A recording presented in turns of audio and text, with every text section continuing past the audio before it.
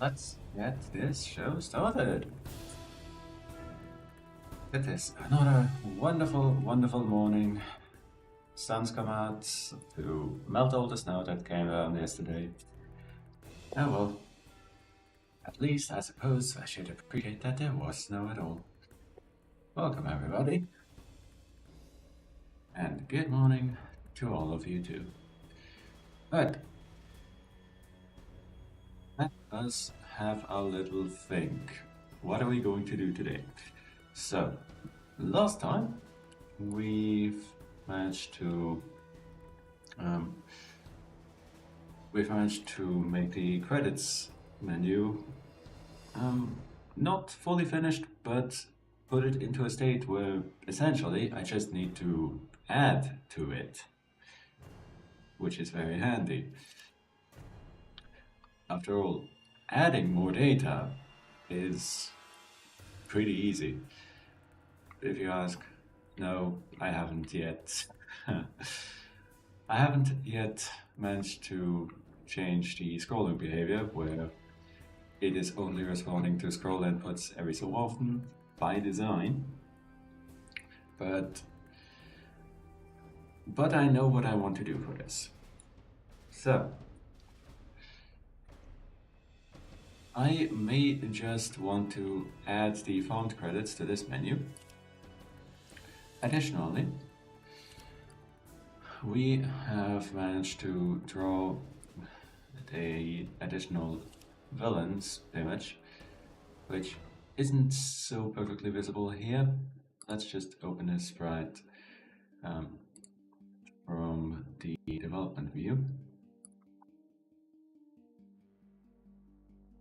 Power of individual pixels really is something. I can't explain it, but this little bit of hair falling down here, it makes me want to punch this man so bad. And everybody I show it to agrees. We don't like him, which is good because he's a villain. We don't want to like him. So, all in all, I'm happy with the way that Mr. Trey Alcart turned out. Today, what are we going to do? We may add another villain. That seems like a worthwhile investment. After all, I do need to still make the other two of them, and that will get us one step closer to the demo. Now, to be clear, I don't think it's a good idea to rush towards a demo version as fast as possible, both because I want to be sure that all the content that is in there is going to be as polished as it can possibly be, as well as, well, I want to put something playable out to the world relatively soon. Make sure that those who are interested can get the first impression, but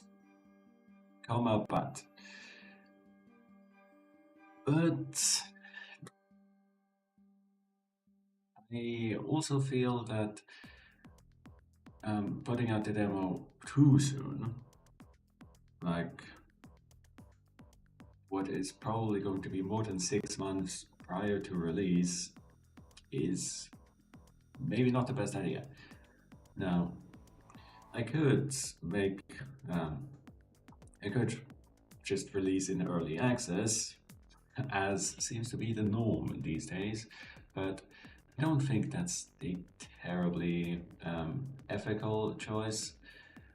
I mean, if you gotta, you gotta, but I've got a day job. I'm doing this as a hobby, so I don't need to sell early access copies.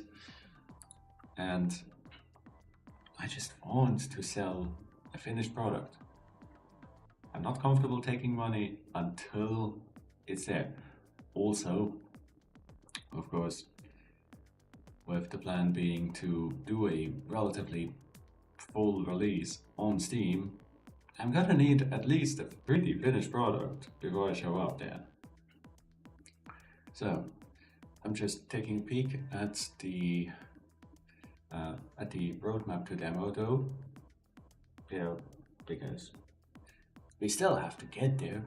Unfortunately, the roadmap is all the way over there, so I have to talk a little awkwardly. Yeah, it really isn't that much, though I have left one point out on that list, which is the dialogues during the tutorial are not fully finished. Let's see. I think this one may adequately demonstrate the issue. Oh, this is a different save. So at the start of the game, for the first month, you start each day with a handy little dialogue that tutorializes you. And hello, Daniel. What up, my guy? Good morning, or I don't know what time zone you're in. Probably everyone lives in Europe, right? So one may notice that one sees nothing here, because there's supposed to be a Idle Monthly magazine, but I just haven't drawn it yet. The good news is, I have written lots of entries full of complete clickbait for that Idle Monthly magazine, so the data isn't an issue, I just need to make it. Music, you're being way too high energy.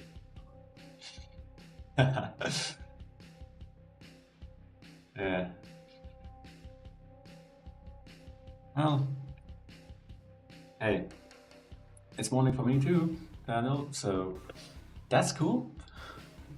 I find that I'm just the most productive in the morning. You've got nothing going on. I can wake up, develop hit idle, and then do the rest of the day. I'm just thinking out. I'm not trying to rush to a demo version, but eventually I do need to get there. I did, completely unrelated perhaps to some conversations we may have had previously. I did make an HIO page. It's not public yet, but I'm working on it. But where am I from? Well, I will share the country, which is Switzerland, so I don't know, it's cool. We had snow yesterday and it's melting off today because we just kind of don't get snow anymore. I like to think Switzerland is basically Italy, and I imagine a lot of Europe will agree. There's a lot of north to go, even though a lot of us consider ourselves pretty solidly middle. And comparing to what I've heard from the Northerners, I also have contact with a good amount of Scandinavians. It's not the worst place to be, where you don't get a meter of snow. But yeah, HIO page, that's gonna go up. I'm not sure, eventually. I need to think it over. It does strike me as very much a page where you put your early access build, but I don't want to do early access. I want to do a free demo, and the full release is going to be on Steam. But yeah, that's in the works. Time is limited. But I'm not abandoning Game Troll just yet. But I did read that they did the Tumblr and banned content for grown-ups. Do I have release month in mind? When it's ready. By my estimate, it's going to be roughly August, I figure, like August, September, that kind of summer period, which is unfortunately going into the region of big studios releasing stuff. But I don't know, there's a lot of stuff to do. And I'm just gonna put it out when it's ready. Now, butterfly, please. Ooh, oh, right, that game crashed, but that's actually one of the things that I want to work on, which is I have changed the tutorial dialogues, and since the scripting depends on the scripts and dialogues being in close sync, I need to adjust those to match. For the large part, it is going to be just take the same scripts and reorder them. So let's go through and see what's the first dialogue. Just see if it still matches up. So, unclubs really happening.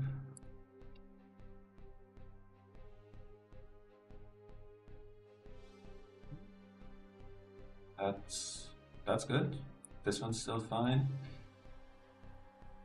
For the second dialogue, where they show you the band screen, I actually want to adjust the scripting more than slightly. No. Yeah. Right. Because right here, I want to show Tiger. I want her to be hidden previously. So, let's make a script call for Tiger photo that is on the recruitment screen to show. I believe that's what the function is called. Unfortunately, we are so deep in reflection and method references that even if GameMaker's autocomplete was more competent, it would not be able to help me.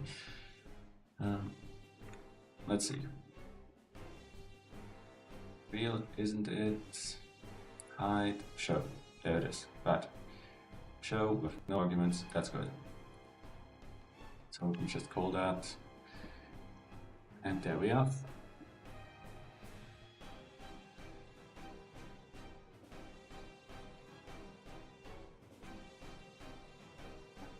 We check, does the dialogue still match up? I think it does.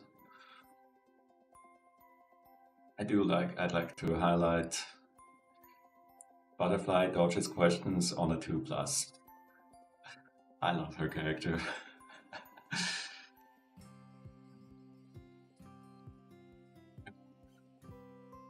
Next. Yep. Length, whoopsie. The length matches up here. Oh, that's wonderful.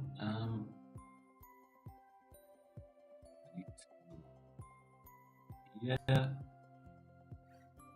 That the tiger photo is hidden initially. What I also want to do is in the very first week, I don't want you to get distracted. I want to disable the functionalities of the idle decks initially. Yes, thank you. So, the idle decks serves two functions. Not only can you let me just write down this track's name real fast. This sounds pretty cool. There we go. You can slot in your idols, you can check their stats. I also want to make these stats clickable for an explanation. It's just kind of cute. I've written those texts already, so we can fit that in relatively easily, I think. You can also do the same with recruits and grab them. One back.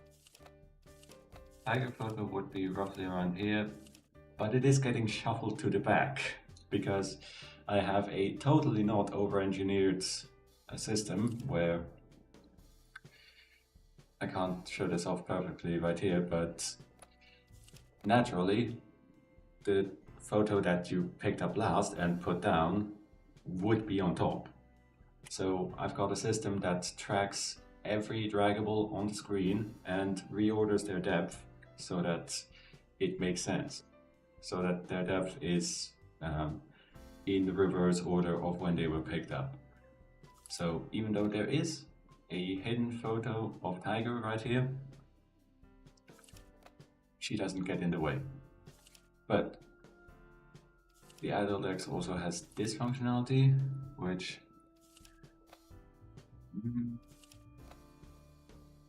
yeah, I want to disable this tab because even though there's nothing useful that you can do here, it is rather distracting and gets you away from this screen, which is where it waits for you to make a selection.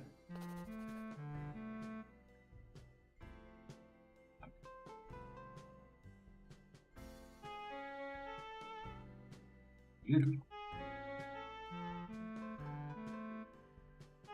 Let me scroll away.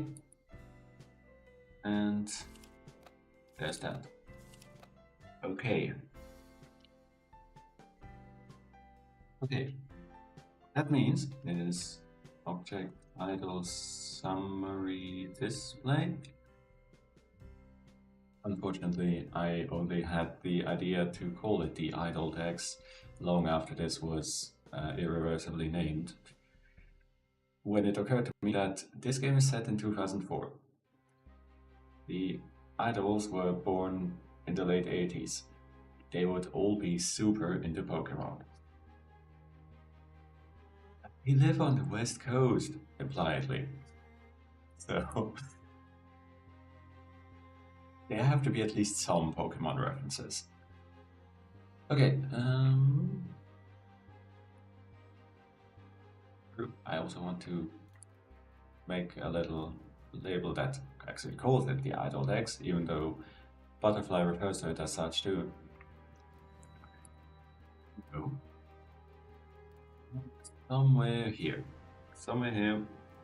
there is the creation of an invisible button that changes the tabs. I believe it is this. Yes. So, that brings us to move to dialogues page, and sure. Actually, look, what I'm thinking is I can just put in a check here if we are not on the bio page or if we are in the tutorial right now, and that's already a abstracted method on the room handlers, so that wouldn't even be that terrible. But unfortunately, my professional software engineer ethics are getting in the way here. It's really not the it's not the summary display's job to know what a tutorial even is. So what we're going to do instead is we're going to offer two functions, or it actually just needs to be the one, because for the moment, disable dialogues tab. For the moment, we are only going to do this once, at the very start of the game, and I want it to be disabled until you have recruited an idol, at which point the game's going to take control and move you away from that screen, so you can't come back. So I figure we just do that. No. That means that what is called the dialogues button disabled. God, I love abstraction. And then all that I need to do is...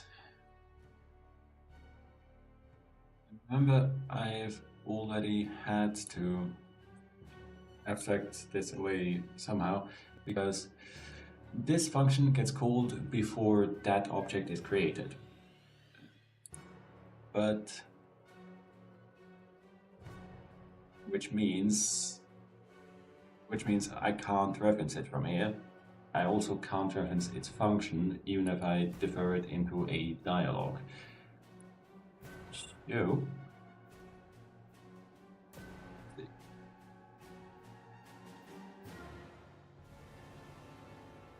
call it... okay, but what I can do is I can make a function that's referenced in here that then, when it's executed during the dialog, is able to reference the idle text.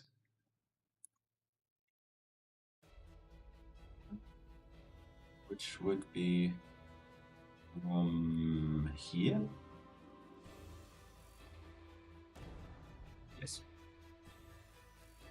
From here.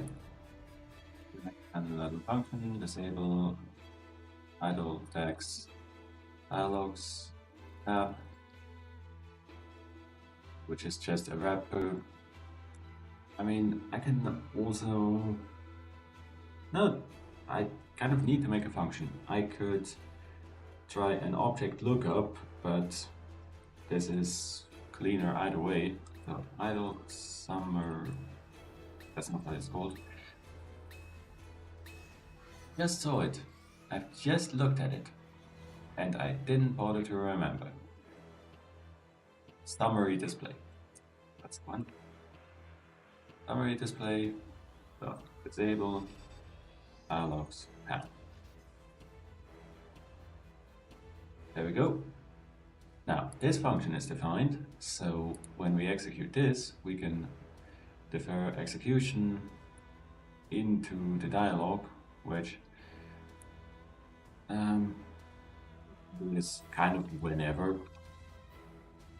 since the idle text is going to be covered by the dark highlighter until that moment when we want it. So, disable idle text dialogs tab, add the brackets. There we go. Let's give that a try.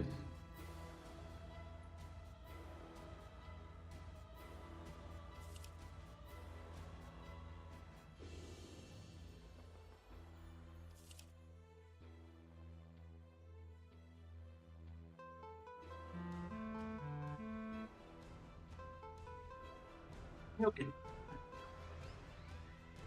I want to mess with the dark highlighter some more, by the way. So what I've got right now, as one may remember, is I've got the dark and I cut out a part of its alpha, but I am not sold on that effect. I think I want to do it cleanly, just cut out the entirety and then immediately draw a light gray over it, which is just technical difference. There we go. I could make it more visual, and this does run the risk that the player is gonna click on this, see nothing happen, and think, right. There is that risk. But I think keeping them focused on the task is favorable. I've also implemented swapping draggables in the same slot. Hooray!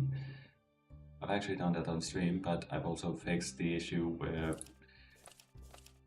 multiple photos would respond to the same click because the second photo was behind the first in execution order, so it also received a click, and I'm not a huge fan of how I've done it. I've just given it a function to ignore click events for this frame, which feels like a hack, but I mean, that's what I wanted to do.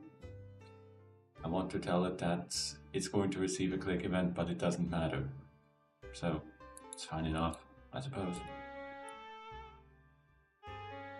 You show up.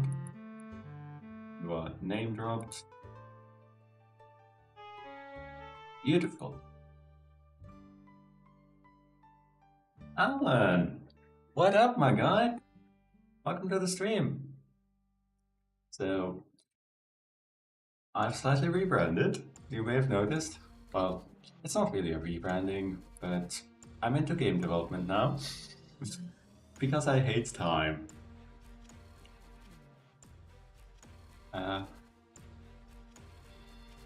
Oh, come on. It's not 8 a.m., it's 8:30. Saturday, that's the time when you have time and you can do stuff, like developing.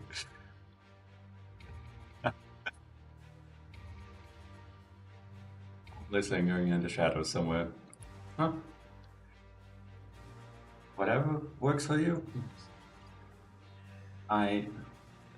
That came out creepy. The point is, whatever is fine. I appreciate people hanging out, just watching. It's great enough. I love talking in the chat, of course, but you don't have to. Okay, now, where were we?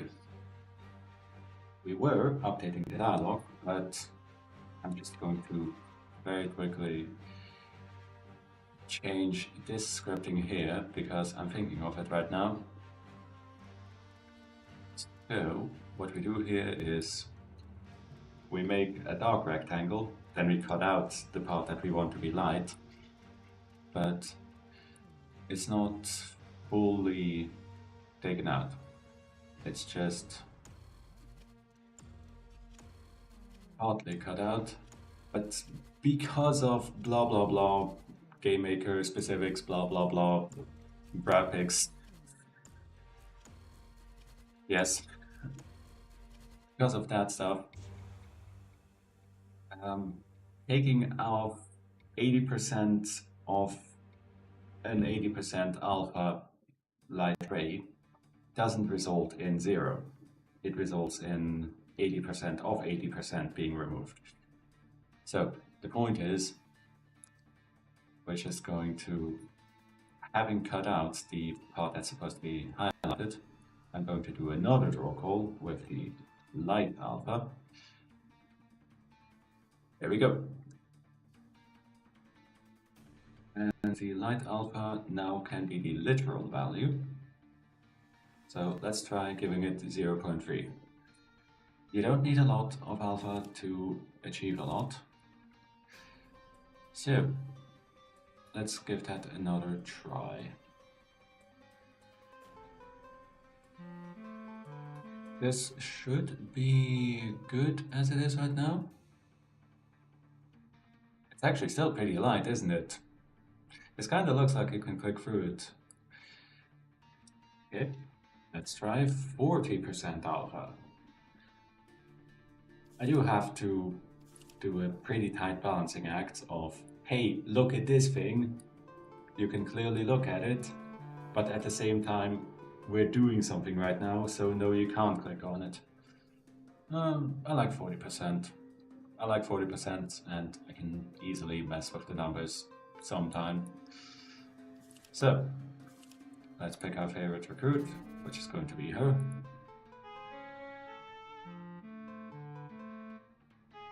And I may have messed with this dialogue, so let's just test this.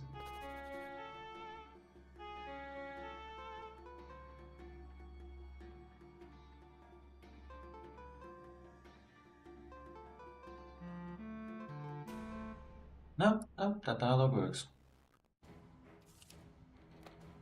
Okay. This dialogue is going to be unchanged. That is the introduction. Yeah, I don't think I want the alpha to be any darker, but I think this works. So let's make our beautiful random song. And, oh, ah, I've done it bad. That crashes.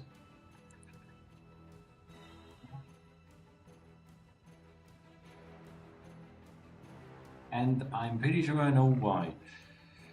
So, what we are looking at is down here. Yes, we want to destroy it when it's dropped.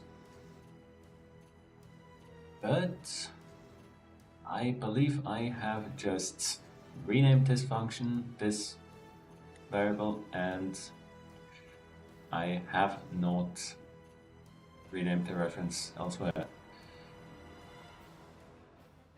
Yes. Yes, that is precisely what happened. Here we go. I wished GameMaker had a better rename function, man. I know it has rename identifier now, and that moderately works, I'm gonna call it. It can do very simple things. It's just, I tried to use it once to rename a function, and it renamed something completely different.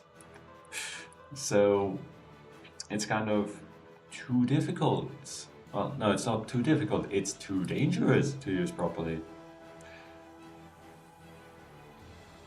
Oh. We have to make beats for thirds, that's going to be 8 of them. And add another, that's that. We don't have rising progressions just yet.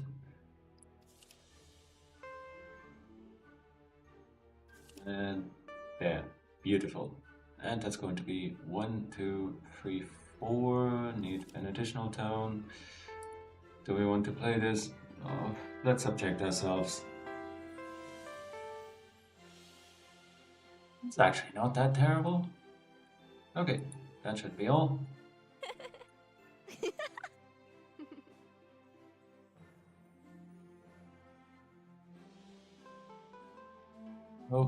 Okay.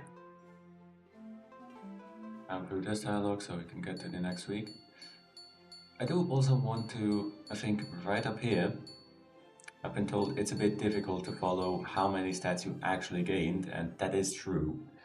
The hearts do start to drain relatively quickly, so if you don't have gamer reflexes, it is going to be kind of difficult to count up to 15, 16 hearts for 4 members.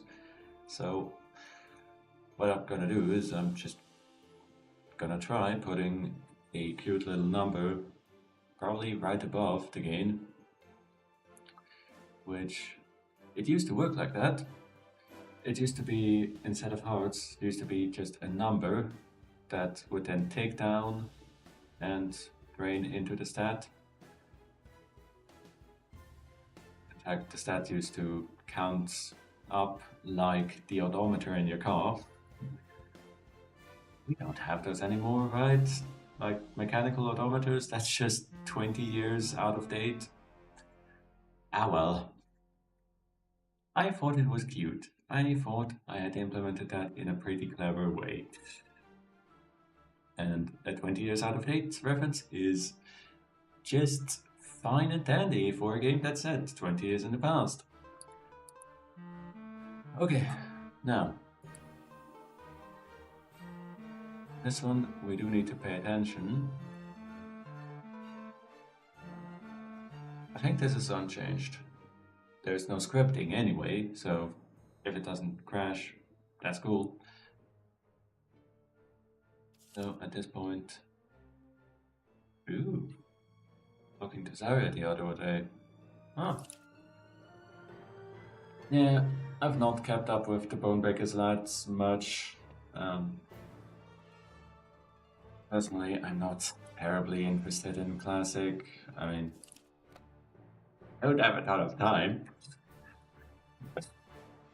Hey, I'm not overburdened. I'm taking this casually as a hobby, but I am putting 12 to 16 hours a week. into playing, not into playing, into development, and Dragon Soul is going to start in Cataclysm Classic next week, actually. We're releasing that next week, and rate's going to be, I think, as per the usual, Thursday midnight. So there's also the issue where Classic onto itself isn't a terribly fun game. Now, to clarify, the gameplay of Classic is not the most enjoyable. I think you can argue between different versions, but my mic is super sensitive today. Let me turn that down. Maybe I'm just super loud. Or maybe. Hang on. Hang on. Are we taking the correct sources? No! Oh my god. Ah, fuck. Right. Sorry about that. My voice has been coming through this shitty little webcam mic this entire time instead of the quite precious, certainly expensive, good microphone. I love that all settings randomly change at all times for no reason. No, we don't have to pick one. I kind of have to pick one game of WoW because I just don't have a ton of time. But no, what I mean is, if you're just playing them as a game, then Classic isn't terribly exciting. You're lucky if your class has 2 buttons. The removal of the debuff limit has, from what I've heard, changed literally nothing about that. It's still warriors, and mages are still better than warlocks. Turns out, not being able to curse did absolutely nothing for warlocks. So, that being said, Classic is still fun, because you get to engage with complete lunatics and sometimes pleasant people too. But there's a special kind of people in Classic, and we love them. So, or to put it slightly less offensively, the major part of Classic is the social experience. And I don't have the time or the energy really to get into that kind of engagement in addition to raiding on Cataclysm Classic, which I do want to prioritize.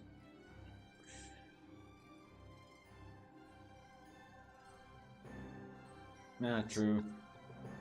True, of course, since you not being able to use auto curses besides the good ones, specifically Curse of Recklessness, so the warriors deal more damage.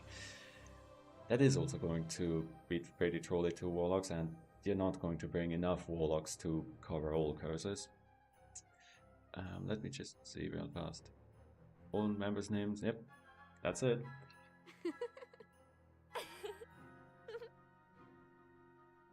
So, if you do have to pick one, I feel I'm preferring Cataclysm, where I've got my established group. The gameplay is more exciting for me, and it also helps that I've got 1,250,000 gold lying around, doing literally nothing. Ah, man. Wrath of the Lich King was such a wonderful time. I could log in, transmute gems, walk away with 5,000 gold in profit before I'd even left bed. I mean, I mean, that's an exaggeration, but man, Epic Gems were such profit and it was just free. What a wonderful time. Though I have made about 500,000 gold in Cataclysm too. So that's pretty cool. Grad Kata stopped again after a few weeks of raiding. Yeah. Like, again, to each their own. There is no factually superior version, and it all depends on what you want. I tried to get into Season of Discovery, but not only am I going to blame this game, Hit Idle, because for all they tried and for all they do, Season of Discovery does get kind of grindy. I find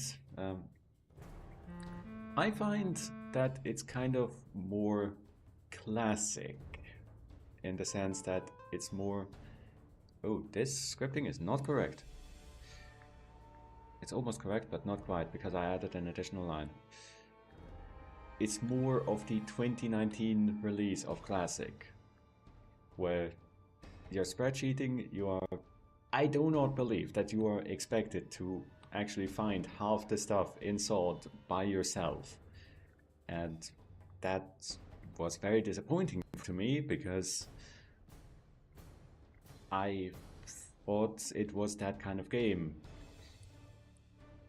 But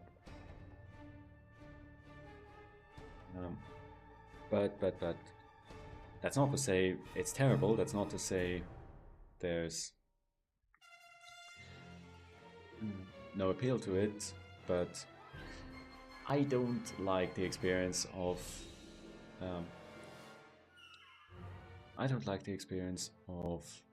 discoding everything and everything's data mined and this kind of community shared discovery, which, well, is its own kind of cool experience, but I kind of wanted to go out into the world and figure it out by myself. But yeah, of course, sure, one of my best in slot runes is in a random cave in the wetlands where Horde have literally no reason to go, where there are normally no mobs and you need to kill an elite bird. Yeah, I was gonna figure that one out. It was right on my list. What the fuck? So, yeah, I was playing Warrior, which was maybe a mistake unto itself. I kind of played Warrior because I was playing into my character. I mean, you've played with me. I enjoy Warrior just as much as I did in Classic. Maybe even more now. More, actually. I have Heroic Leap now. It's so good, man. Oh, I don't need to move. I can just leap to everything. I've got Charge, I've got Leap, I've got Intervene, which I have learned not to use on the tank after multiple painful experiences. Warriors are so mobile. I just can't play a caster where I stand in place. I spend 5 full seconds casting Pyroblast of Doom and Destruction. Then it launches. And I need to wait another 2 seconds before literally anything happens when the spell impacts. I can't do that, man. I want to press the button and have stuff happen, and I want to hear the sounds of melee. Okay. Now, stay focused. Well, I think this is just the added line. Lost method tracks it. Appreciate that. Group effort. Yes, it is just adding the new line. Okay. I think it was the first time we meant anything other than a healer. Yeah, that's the funny thing, isn't it? I too have been a healer main for most of my time in World of Warcraft, which I don't imagine one would guess that from the way that I play, and that I continuously um, encourage our healers to be better, let's call it. But listen, you have like 3 buttons. You can press them and you can look out for fire. It's really not that difficult. I know it's not that difficult because I have done your job and I continue to do your job. I've got healers too. But, well, they're doing their best. And for me, I've discovered the melee life is for me. Okay, yeah, we don't need to do anything other than moving this line down. Now, I'm going to do something crazy and I'm going to think and plan ahead, which is to say, let's check, is this dialogue unchanged? I could have, of course, written down, hey, did I change this dialogue? But let's be honest, that ain't my style.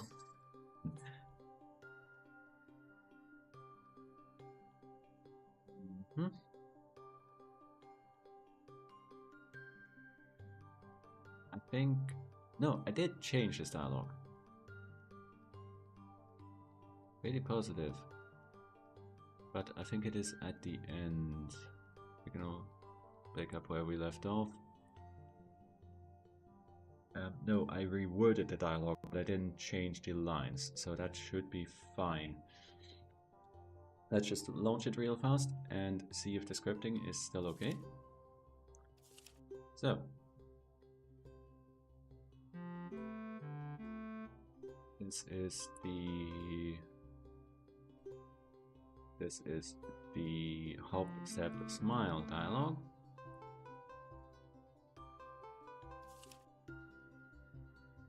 I do like that effect of her inserting herself into the idle decks, even though it's faked.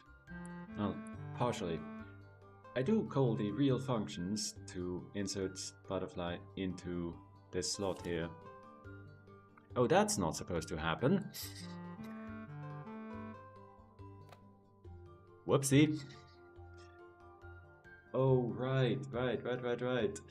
Because she's strictly speaking draggable, and she is on top of the dark highlighter. And she stays there, I suppose. So let's just fiddle with that. So recruitment butterfly photo needs to be made undraggable until the end of the dialogue, when I want to make her draggable in order to pretend she's always been make draggable. There we go.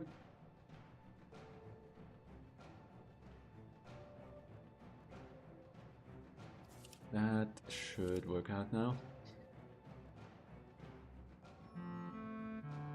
This is a bit of a curse and a blessing, I find, because I've got the kind of ego where I don't fake stuff. I make it really happen. This stuff, this photo that looks like a real photo, yeah, that's because it is. This is just the photo object that normally spawns in the game, but I've told it that you can't pick it up. But that's all the difference there is. And now you can pick it up. Instead of using a dialogue stand-in that looks like a photo but isn't. My pride wouldn't allow that, so we're not doing it. I also want to give Butterfly a slight redo. I still don't like the shape of her hair.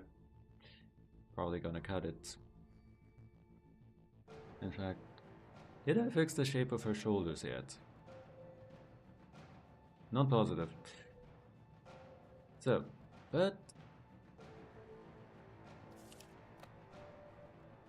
that's this week working properly. From here out, and I want to figure this out. It seems really common that it picks the same step. So in this case, snap being on an odd beat and being present in both halves.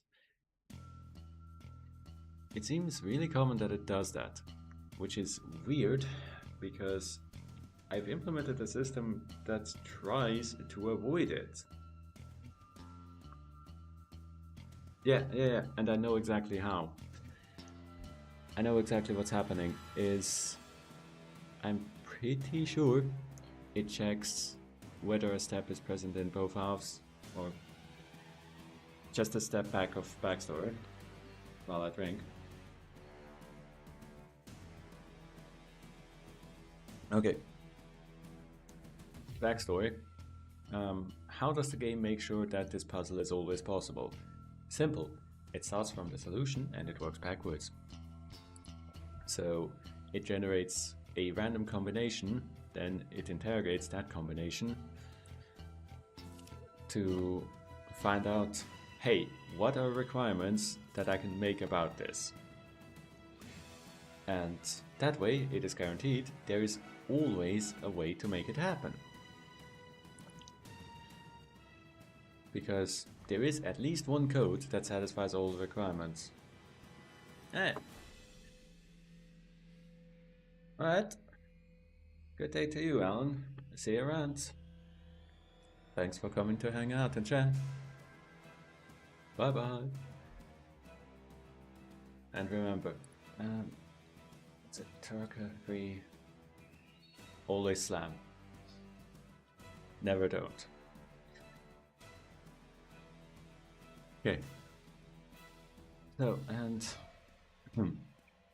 as I was saying, so it generates a code, it interrogates that combination to generate the requirements, but I would kind of bet that it checks the both halves after everything else.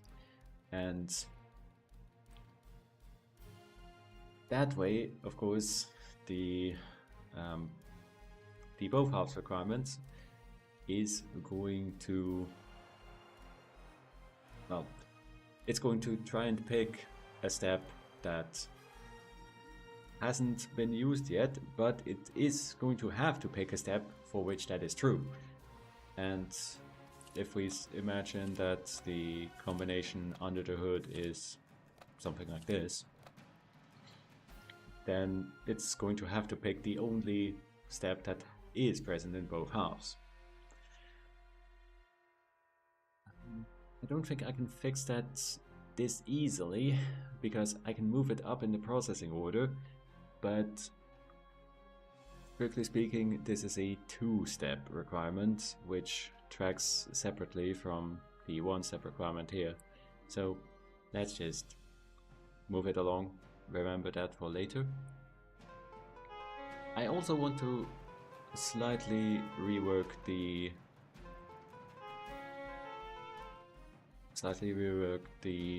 repository for steps such that it is labeled, hey, this is a step up, down, left, right. I figured putting them up, left, right and down was going to be enough, but I suppose not. Okay, let's see. I might want to move you out. I might want to move you away. Or maybe not. Like, they can't fully cover it, and here's a little secret. Oh, I'm not... Ah, yes, right, I forgot. I need to interpolate this. I've got a system that allows me to execute arbitrary code and put dynamic values into dialogue. I forgot to do it here. Right. I did extend this dialogue. Okay. Let's see. This is... yeah. This dialogue has been updated.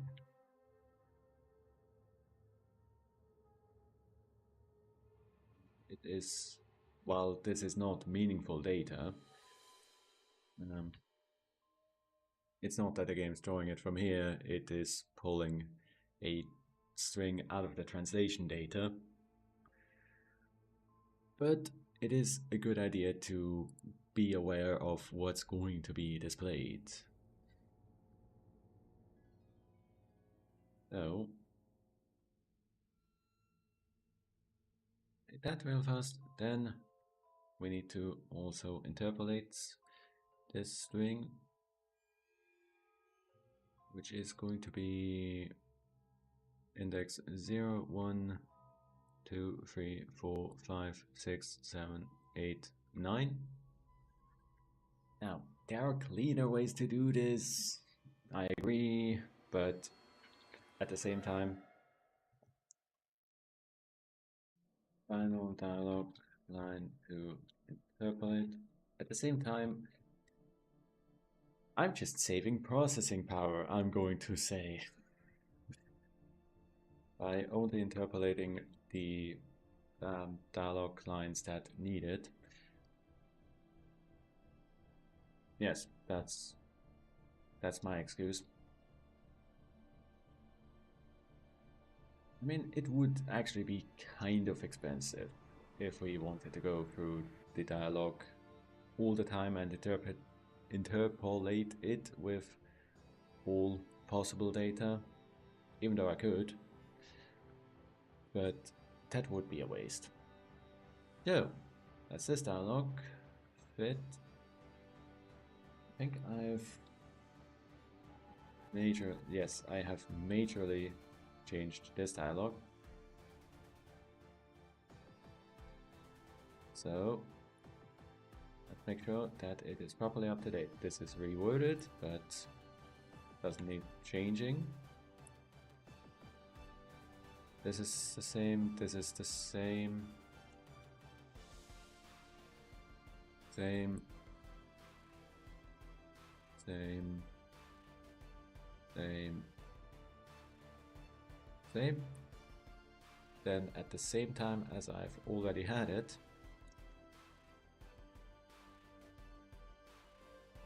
we move to the concert screen. This is a different line, but the scripting is the same. Destroy butterfly, like at the start screen. Destroy that one when it's off screen. That's just a bit of cleanup.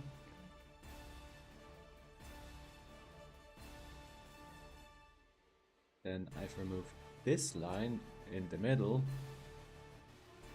I'm sure everyone is ready for this. This used to be the final line, but we don't want it to be anymore.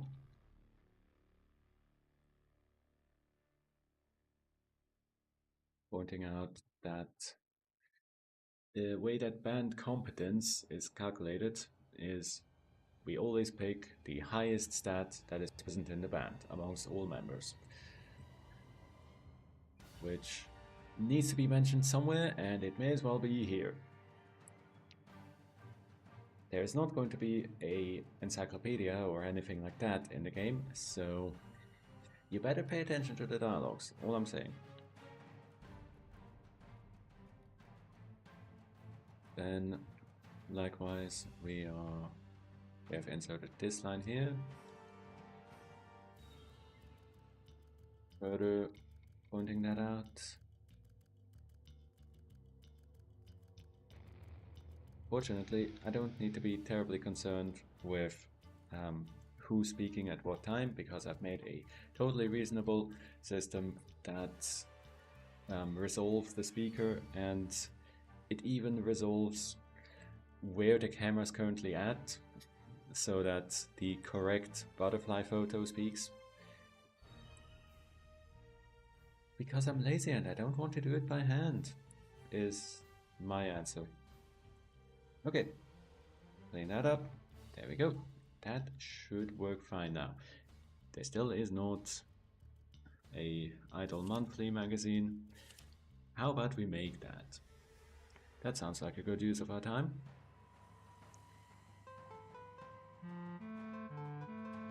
Ah, yeah, right, we are 1 week behind that.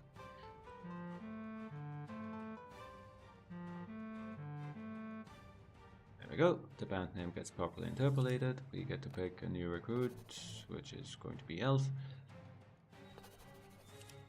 And at this point, I thought about forcing the player to do this, but I feel like I have to give you the freedom at some point to make your own choices.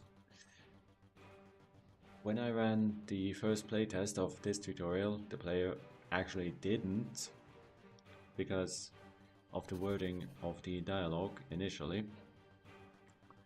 They didn't want to dissolve the band because it hadn't been together for 6 weeks yet.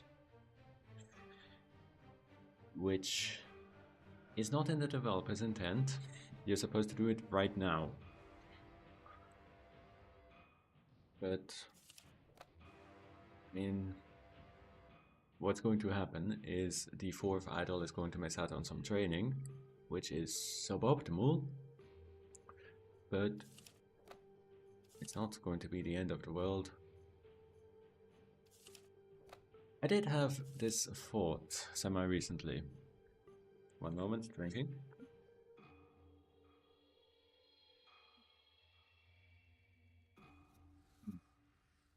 I've had this thought semi-recently, where games these days are not intended to be played multiple times. Or maybe that's not strictly correct, but you know, it used to be that in the olden days, games didn't have a ton of content, so they had to rely on making you play them multiple times, quite literally restarting. Right? PlayStation 2 games. You finish the game, okay, you get New Game Plus, which is just the same thing, but slightly scaled up if you're lucky. If you're unlucky, it's literally the same game, but you have but you have the tools that you've acquired. And I feel we've shifted in that regard, where you are not... If the game has a full story, then you are not expected to play through it several times. You're supposed to finish the story, and then maybe there's, you know, there's always going to be a map full of garbage that doesn't actually do anything, where you're just trying to clean up the markers. But several playthroughs, if they are expected of you, if you're supposed to do it, then it is going to be for different endings. A kind of papers, please, where it even, I feel, it kind of leans into that you're just there to see the different endings with its very forgiving save system, allowing you to rewind time to whenever and saving at different points whenever you would qualify for a different timeline. But if you're just playing through for the same thing, then it's not expecting you to do that. It's not expecting you to go for the same ending. Okay, that scroll's properly working. So I find that interesting. And it's not just an explicit, okay, you've beaten the game, now do it again. We used to have a ton of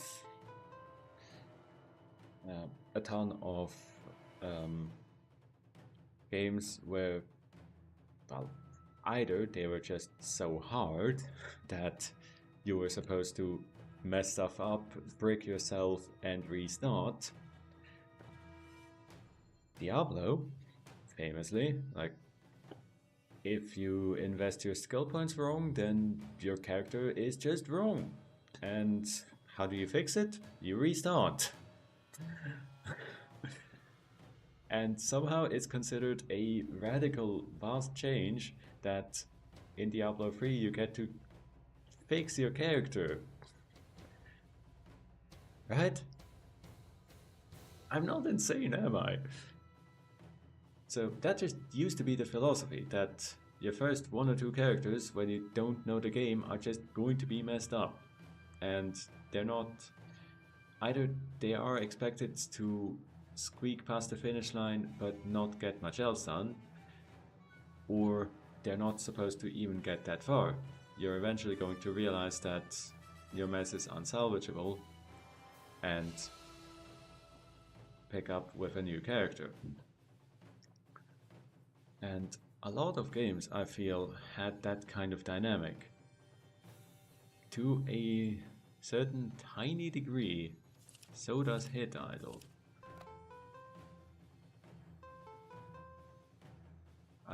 Because if you desperately try, you still can. Like, you can just completely undertrain your idols, and you can continue with the same 3-person band forever.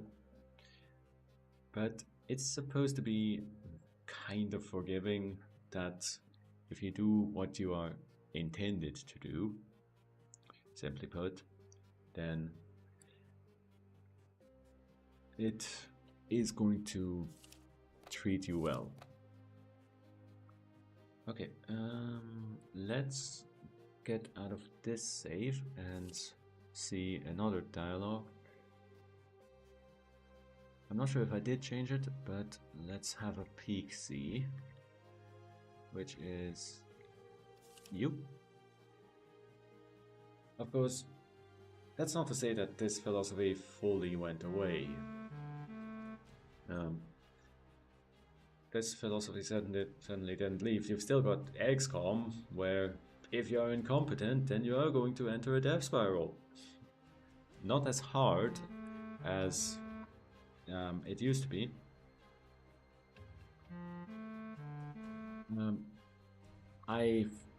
Honestly, I haven't personally played the old XCOM games, but you can, on your first casual playthrough, you can beat the modern XCOM games without too much difficulty, as long as you don't jump into Legendary or something. You may get slight issues if you don't rush laser weapons, because, I guess it's just decided that the starting gear in any game is supposed to suck so hard that it is functionally impossible to progress the game if you don't rush to upgrade. But hey, that's a different tree to bark up. But what I'm thinking about is there's also the different philosophy. Just that. Are you rushing the proper upgrades? Are you doing the correct thing early? Where in old XCOM, at least as I understand it, you do kind of need to get the right things going, and depending on the game, you may not be aware that you need those things on your first casual playthrough. Let me just... that scripting's good.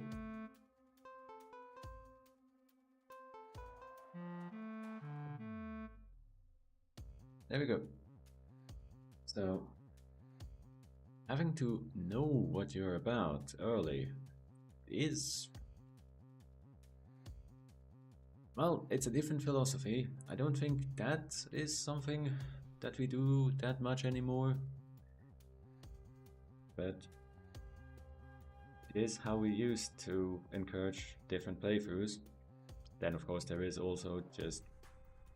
there's a bunch of secrets and you couldn't possibly know about them. You couldn't know about that they exist to find in the first place, or how to unlock them at the start.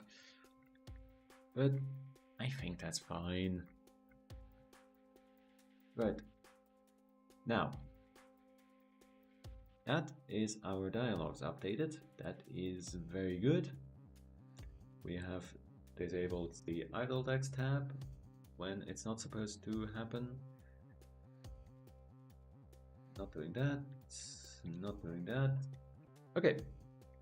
Now, I have drunk water. I haven't drunk nearly as much as I should, but I've taken about as much as I can take, because usually I go to the toilet about 3 times an hour. And I'm not doing that right now, but I am going to be doing it very soon. So, what we're gonna do is we're gonna take a short, maybe 5 minutes break. I'll be right back after that, so don't go too far. Stream's not ending. And then I feel like let's implement the reset settings button.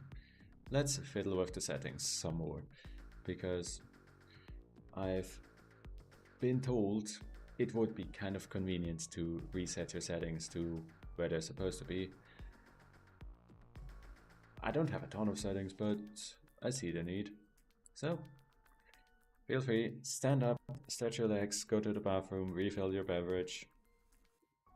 I'll be right here when you come back.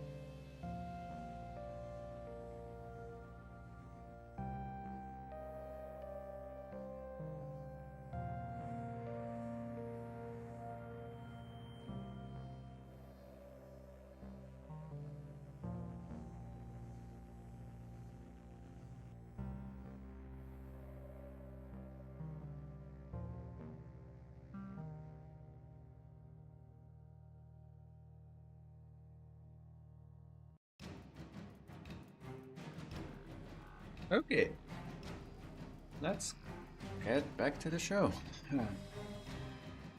I've consumed a delicious piece of cheese, Eastern Swiss speciality, which I know doesn't say much. Hang on. Music down. Thank you. We've got so many different kinds of cheeses, and they really are all distinct. I've started to tour the world, as it were, which is when I'm at the grocery store, I just go to the wall of cheeses, which is literally 5 feet high, 1.5 meters high, and like 3 or 4 meters wide. And I pick out a piece of whichever catches my eye first at complete random. That way I get huge variety. I see all the different kinds that there are to see. There is more to cheese than Parmesan and Gruyere, you know. And maybe I'm slightly snobby, but one can appreciate all the differences. So, what I've promised is the settings menu, in which there is, well, you can change all your settings as you like. Yes, butterfly, thank you.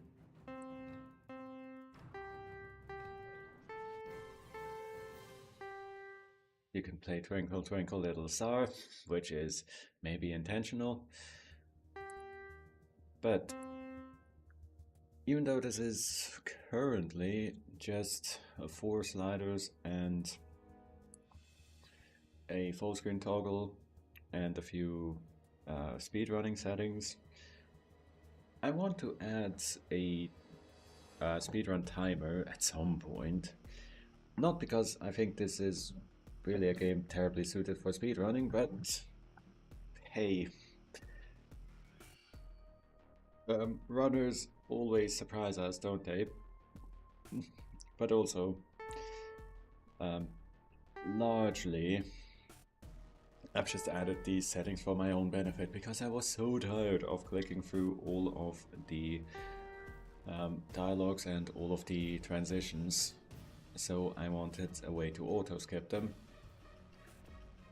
And, well, why keep those settings to myself? If they're going to be useful to some players, speedrunners or others, may as well put them in the game.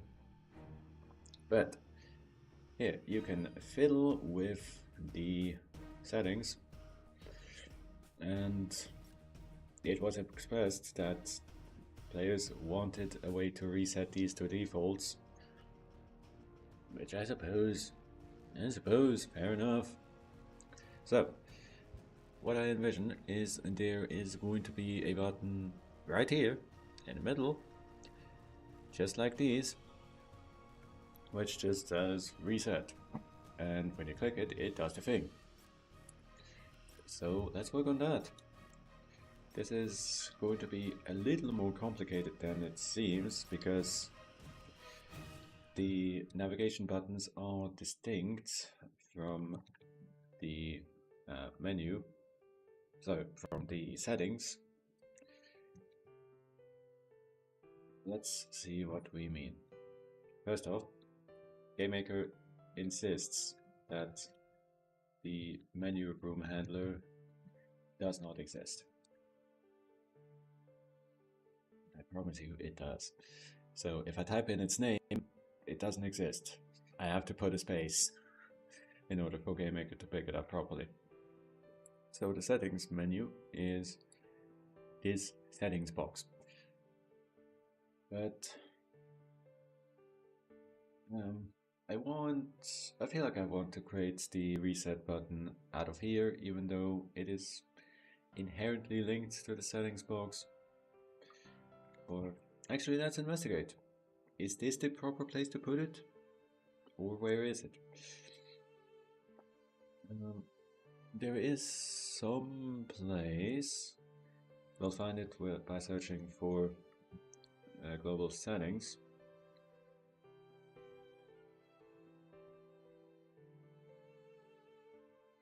Or maybe not. Game maker, game maker, game maker, game maker.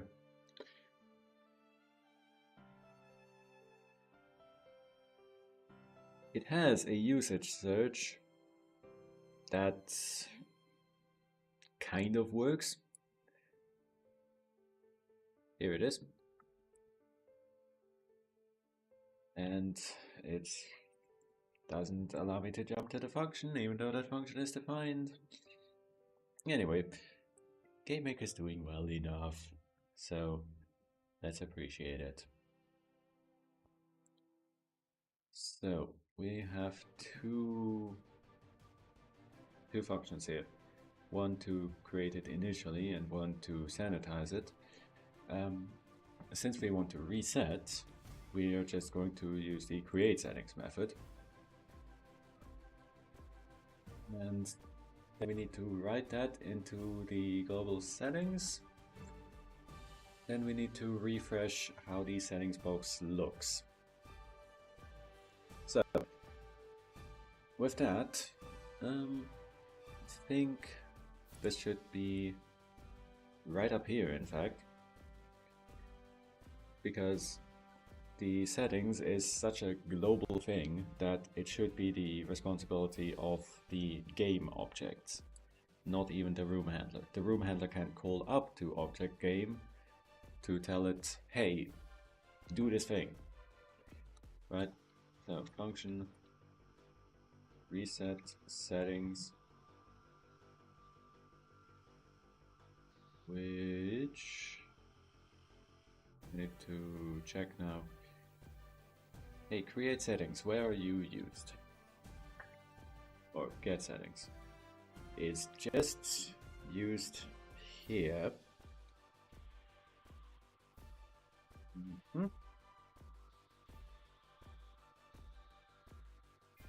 Okay.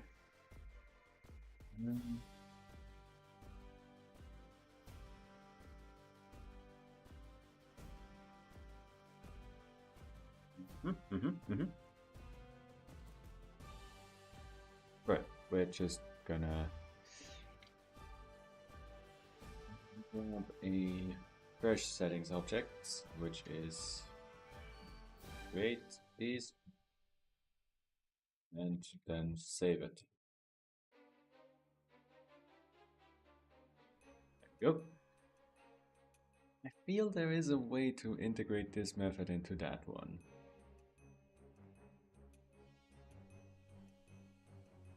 Yes, because we are doing the same thing here. This may seem trivial, but the less duplicated code that exists, all the better. Same here.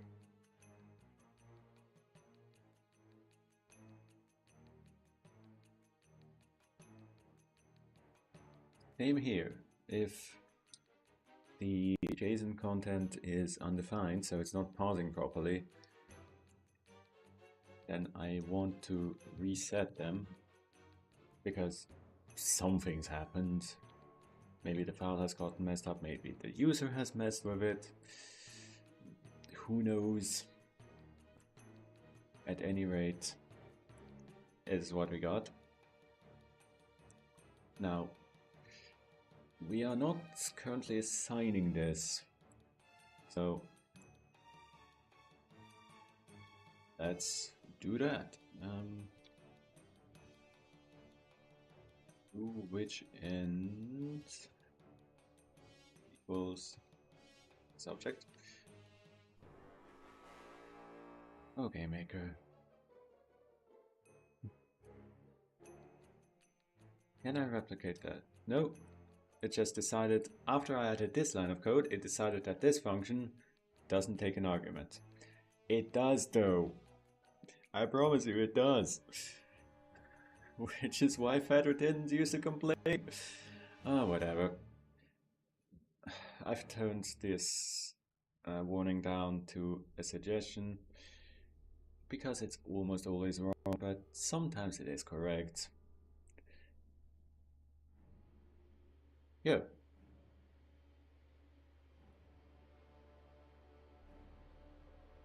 Now,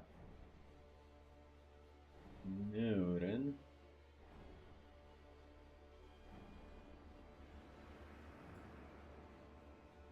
Um, Actually, I'm doing this slightly wrong.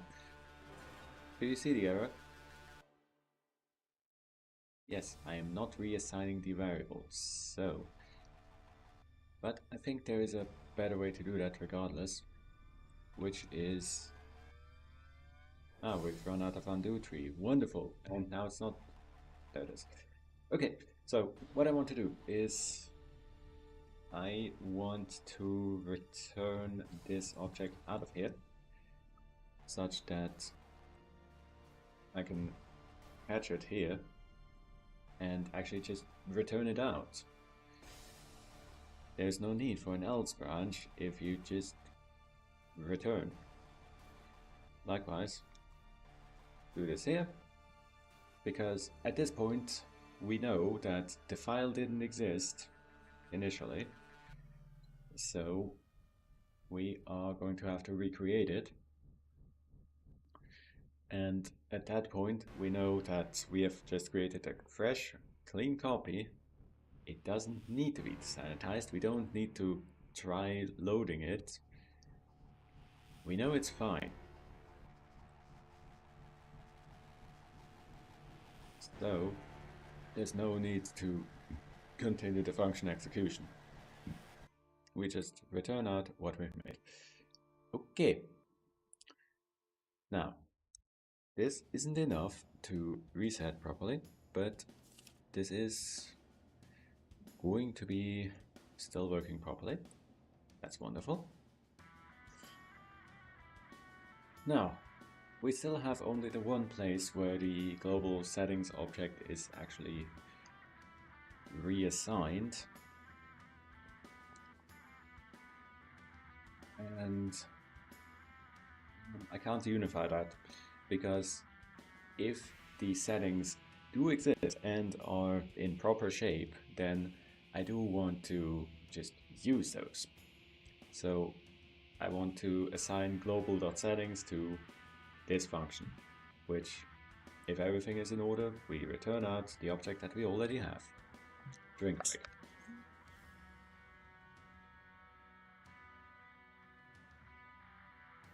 Put my bottle on my desk now, so that it is much more visible, and I remember to use it.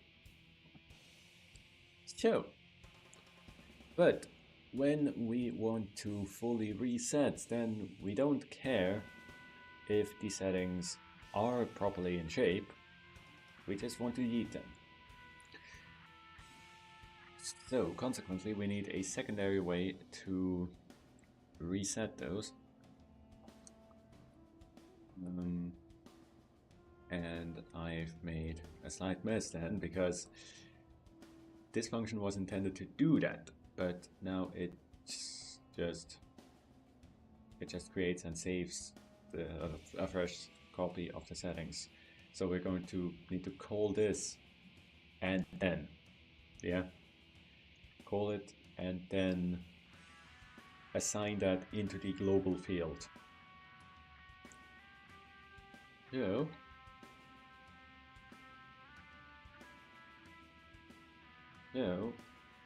call this recreate settings. There we are. Just write whatever name pops into your head. It's fine. Nothing is permanent, and there's nothing as permanent as a temporary solution. So reset settings is going to do nothing more than take this recreated settings object and stuff it into global.settings. There we go. That's Object Game's job done so far.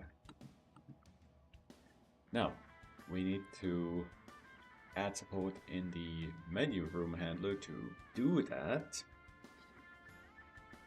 and also reset the display of the settings box. Is that going to just work as intended?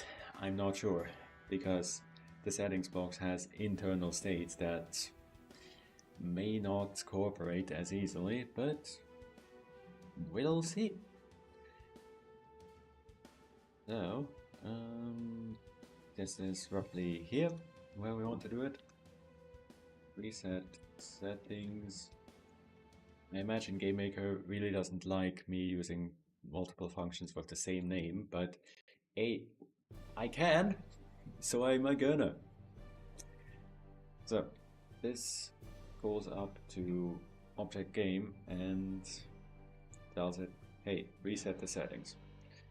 Then we are going to go to the settings box, but refer to it by its proper index as we remember it, which is called settings underscore box.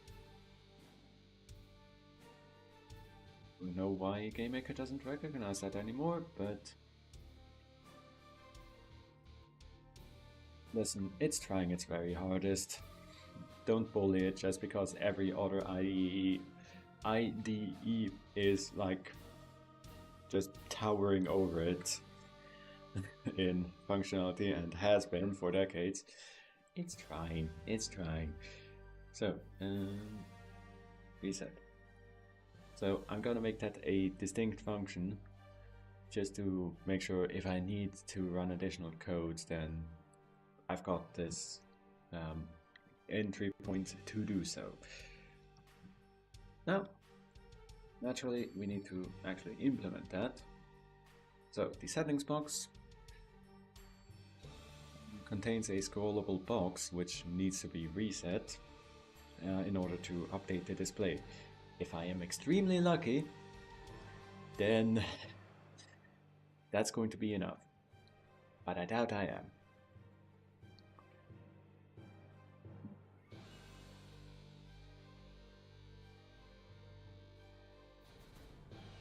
Right here, let's say right here, function reset. How do I order my functions? I really should do it alphabetically, the way that actually GameMaker doesn't order your functions at all. It orders them as they appear, which is probably for the better. I should do it alphabetically, or I should do it more consequently, since GameMaker has no concept of visibility. There's private functions that you can't call from outside. Everything is public, everything can be accessed at all times and changed. I am trying to emulate this by ordering, so the functions that are supposed to be called from the outside are higher up. And then it's also roughly in the order that I intend to call them, so functions called during object creation are going to be higher up than ones that are called later when the user does something, or the player, I should call them. So that I've got this, temporal flow. But scrollable box needs to schedule redraw surface. Once again, it's not suggesting me anything, but I think that's what it's called. Yes, as a matter of fact it is. So, this has no button to call it, so I still need to do that. Now, there is a very handy object that I've already made, which has a little animation. When you mouse over it, it gets a red outline. It's very cool. Is it usable? I don't know. Let's see. That is object menu option. It is not going to be usable. I can already tell, because it is very much intended to, when you click it, it moves the camera.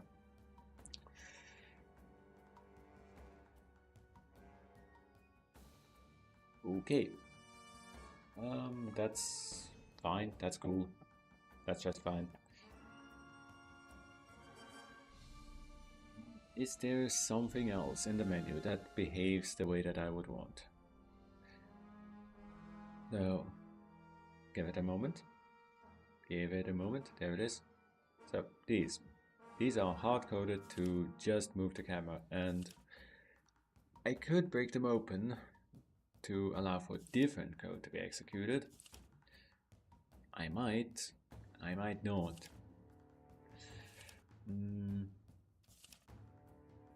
The thing is, these are just these for navigation. Oh. I mean, what would that take? Let's take a look.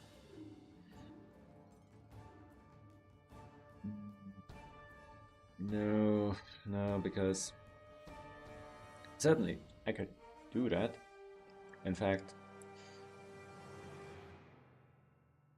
don't I have a different function for this now? Create camera movements per frame. Yep. That's this same code right here. It's just better. So I could absolutely do that. I could break this up such that it's not hard-coded to just move the camera, but rather that it has an arbitrary function that it calls when it is clicked. And instead of having to calculate all this stuff here, I can use the script, create camera movements per frame, to generate the arguments, which is where should the camera be moved on each frame of the animation, in order to guarantee a smooth and this kind of eased transition. It's not just a straight movement with constant speed, it actually speeds up slightly and then drops off quickly. It's like you animate a character jumping. You ease, you jump, and come down.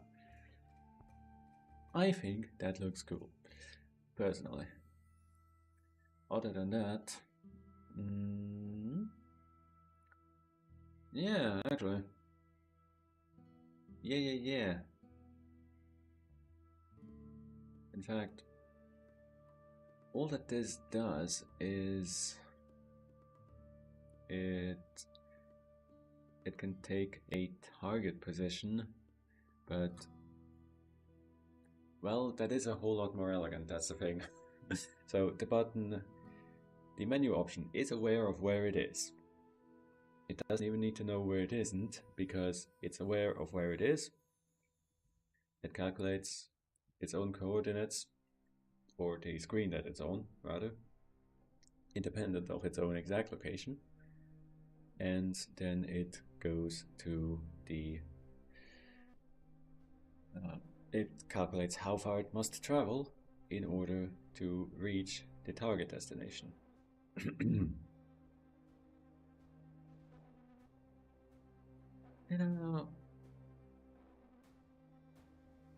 More and more, I don't actually like that.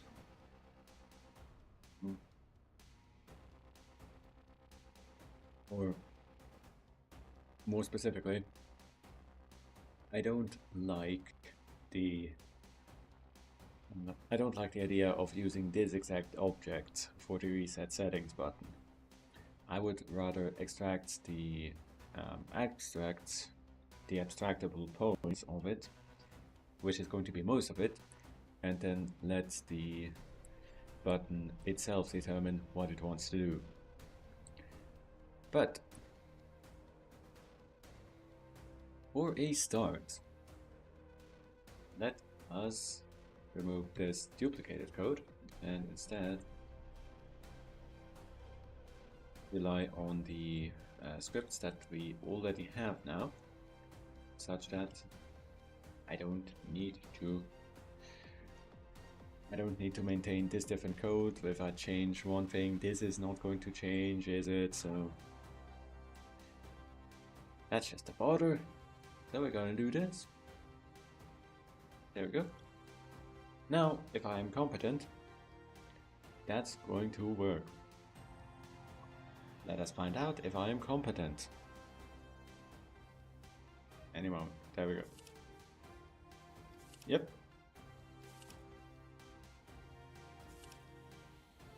Movement still looks good. Each of the buttons is able to move here around. Okay. So then, instead of doing this, instead of that, let's think about abstraction. So, in fact, can I make this inherit from object button?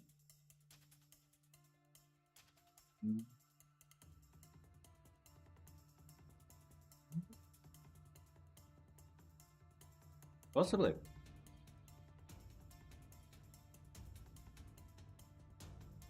So I'm not sure that would be very profitable. No, so let's say we extract an abstract's parent out of this. And yes, I recognize that in the time I've spent thinking about this, I could have already done it. I could have just made the one-off exception. But I don't like to be like that. So I want to extract the step event. I want to extract this. The movement code can be specific to the menu option.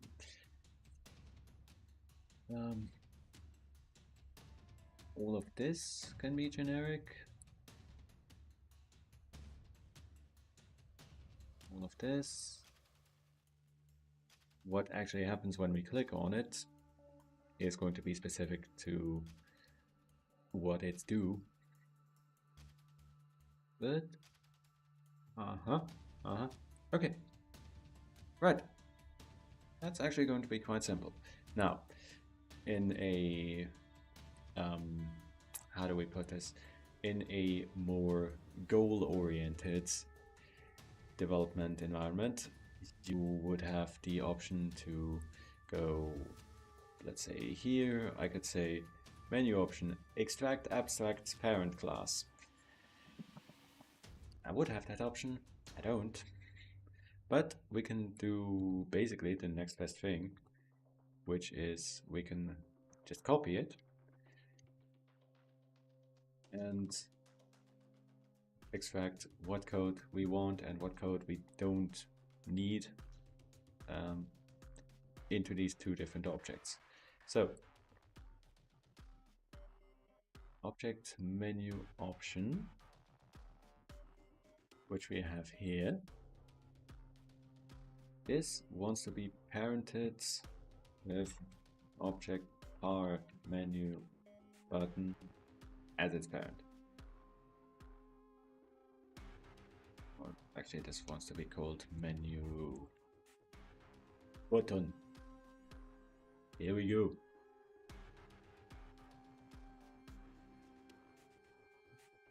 Now,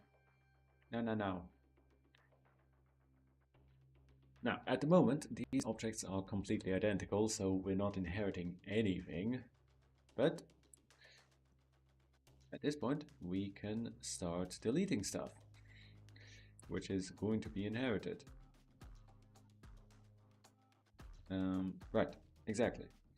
It may not look like much, but I have deleted the destroy event from here. Can I maybe, I'm not sure. No, it always opens in the new code editor. That's a bit of a shame. I would have actually liked to have the old code editor for this, because I found that had a more visual representation of the events, but such is life. So this step event is completely generic code, so we can delete it. The user event 0 needs to implement an onClick function, onClick, which I suppose should be camel cased. This isn't camel case, this is snake case from Python. And what needs to happen when we do onClick? We need to do this. Alright? And likewise, the rest of the left pressed event we can inherit from the parent. Speaking of which, we also need to inherit the function creation in user event 0. Oh. Sorry, it's telling me that there is no parent event. But there is though.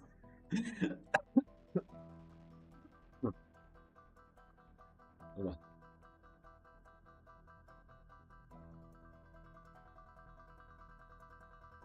Alright.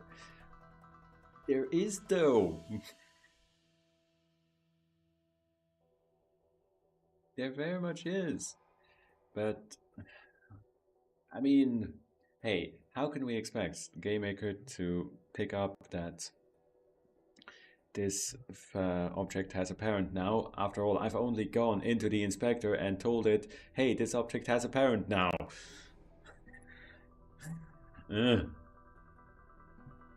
It's fine. It's fine. This does not need to be specific right now. This can be inherited. So, and now from here, this event is going to be inherited.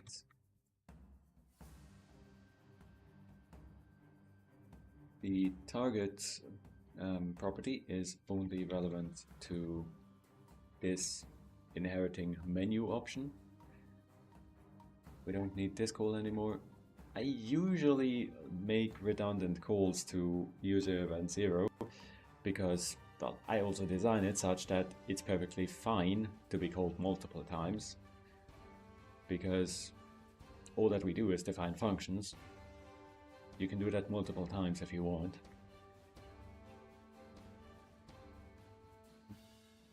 Move. This is completely redundant. This is unused. Now, the label builder is going to be created in the parent. And likewise, we do not need to register ourselves as a click listener because we've already done it. There we go. That's the child class. And from here, we now need to go into the parent class and remove the specific stuff. And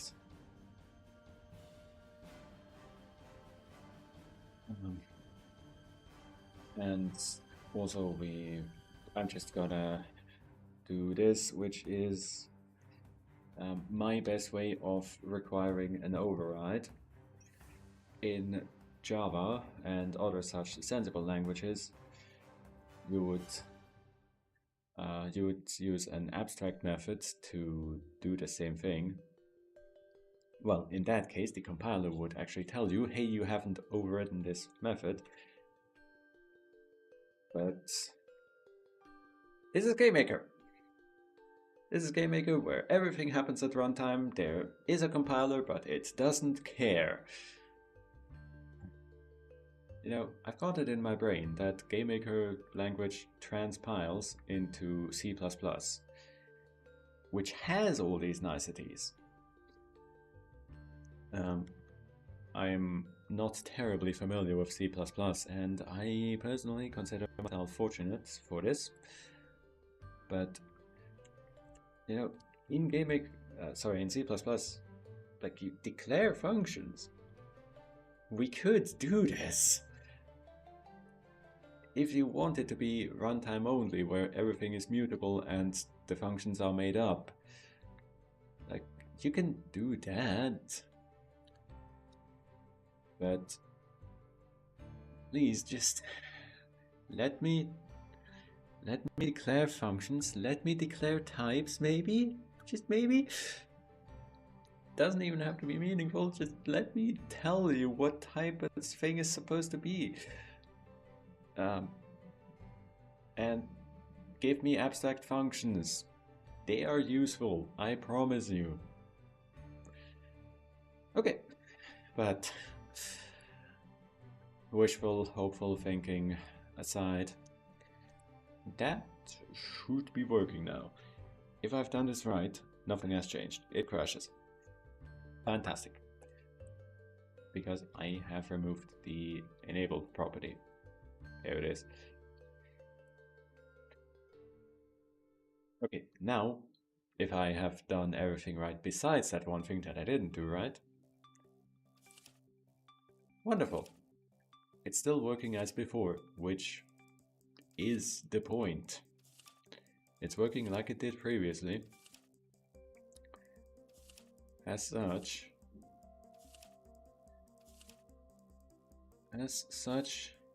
it is properly taking the code from the abstract class and executing with that. Okay. Then, at this point, all that we need to do is create an additional implementation of this class. Object menu reset settings button, which is going to use the same sprite and is going to be parented with the abstract class that we've just made. Menu button. There it is. And now I don't need to re-implement all of this code. Isn't abstraction wonderful? Menu, saved game, that's a clickable space. Here it is. This, I doth believe.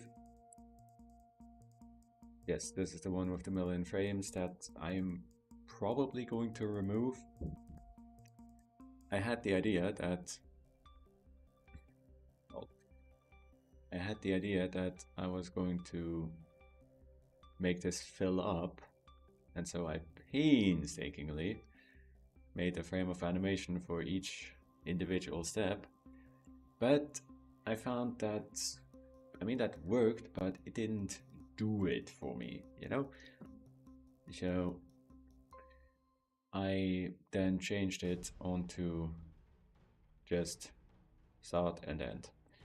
And I've held off on it for now, but probably just to clean up assets, I'm going to delete the 95 frames of animation that are in between here at some point.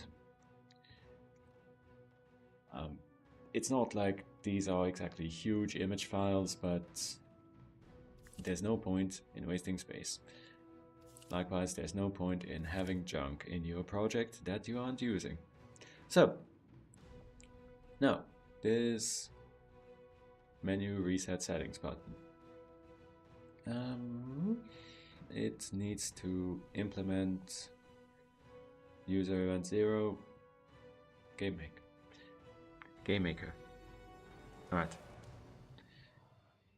The game maker, let's have a talk, okay? Just you and me in private. Chat doesn't need to listen. I have told you to inherit this event. You have automatically generated this event implementation, and you have yourself put the event inherited call here. You know damn well that there is a parent event. You know damn well that it can be called because we've just been there. I've clicked on the parent event. Game Maker, what are you doing? Maybe I'm being too harsh on it. Maybe I'm being elitist because in my day job I work with IntelliJ and I am pretty positive IntelliJ is smarter than I. And that's not including the artificial intelligence, aka autocomplete with attitude, that they've put in because, of course, everything needs autocomplete with attitude these days. I'm not talking about that. That is sitting in the corner eating crayons. No, I mean just the human written codes, the suggestions, the inferences that IntelliJ makes. IntelliJ is really freaking smart, man. It can write functions all onto itself. It can tell when you're going to create a problem 5 functions down. It can tell, hey, this looks okay, but somewhere down the line, it looks like you're going to reassign this value without actually using it. Are you sure that's what you want? Do you want me to automatically fix it? Yes, thank you, IntelliJ, actually. IntelliJ is just the most beautiful thing mankind has ever created. But that aside, why am I not working in IntelliJ? Because there is no reasonable plugin for IntelliJ to create GameMaker language projects. Otherwise, I assure you, I would.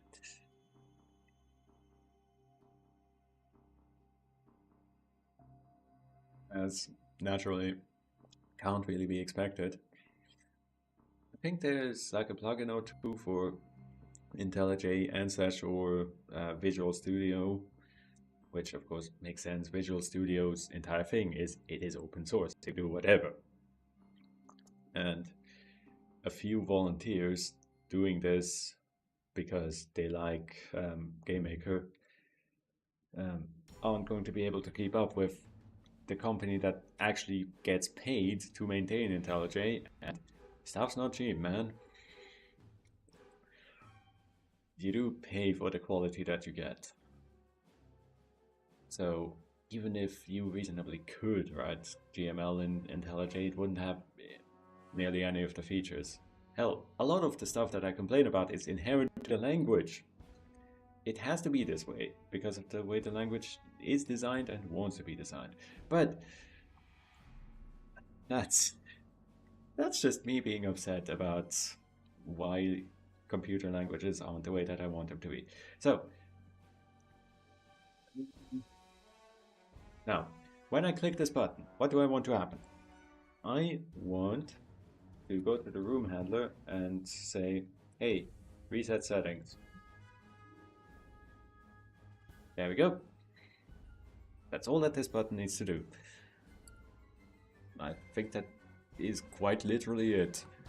Now I just need to create it and put it into place. So that's going to be out of the menu room handler, where right here we want to create it on the screen with just a bit of offset. I think there is a... What am I thinking about? There are anchor points for where I create the navigation buttons, like so. Right. Yeah. Okay. Right, I create them all in the corners. So, well, reset settings button equals create an instance with a relative offset. It really doesn't matter because the room handler is at 0, 0, but I prefer to use my function over the built-in GameMaker 1 because instance create sounds like Yoda. Yeah, that's really it. I don't like the way they name their stuff. That's all there is to it. Depths, put it on the table depth and create me a object menu reset settings button. And it's going to need to take in additional data because it needs to take in the label key, which is it's in the menu space. I think it is just reset settings. Where is it settings? Yeah. Okay, so that's settings.reset. And once again, if I am competent, then this is just going to work. This is going to be a key that exists. Maybe let's have a peek and see that it does. Settings, reset. Yeah, here it is. So it can take that translation key and extract what its label is supposed to be. Okay, now I need to position it properly. Plus the room width, or the screen width, rather, minus half the width of the sprite that represents it, such that the middle is moved leftwards, so the right edge of the button is just perfectly aligned with the edge of the screen. So that is bracket with sprite menu option by 2, because I reference my sprites by their middle, and give it a 6 pixel offset. And this can be, I don't know, halfway down, I figure. That'll do. Okay. Now, there's a relatively decent chance that when I click this here button, nothing is going to happen. There's a very decent chance that when I click it, the game is going to crash. Do we want to find out which? Let's. Nothing happens. Wonderful. Because I am calling a function that doesn't do anything. But you know, if I can create it and it's not doing anything, it's not crashing the game, then hey, I can consider myself mostly happy already, can't I?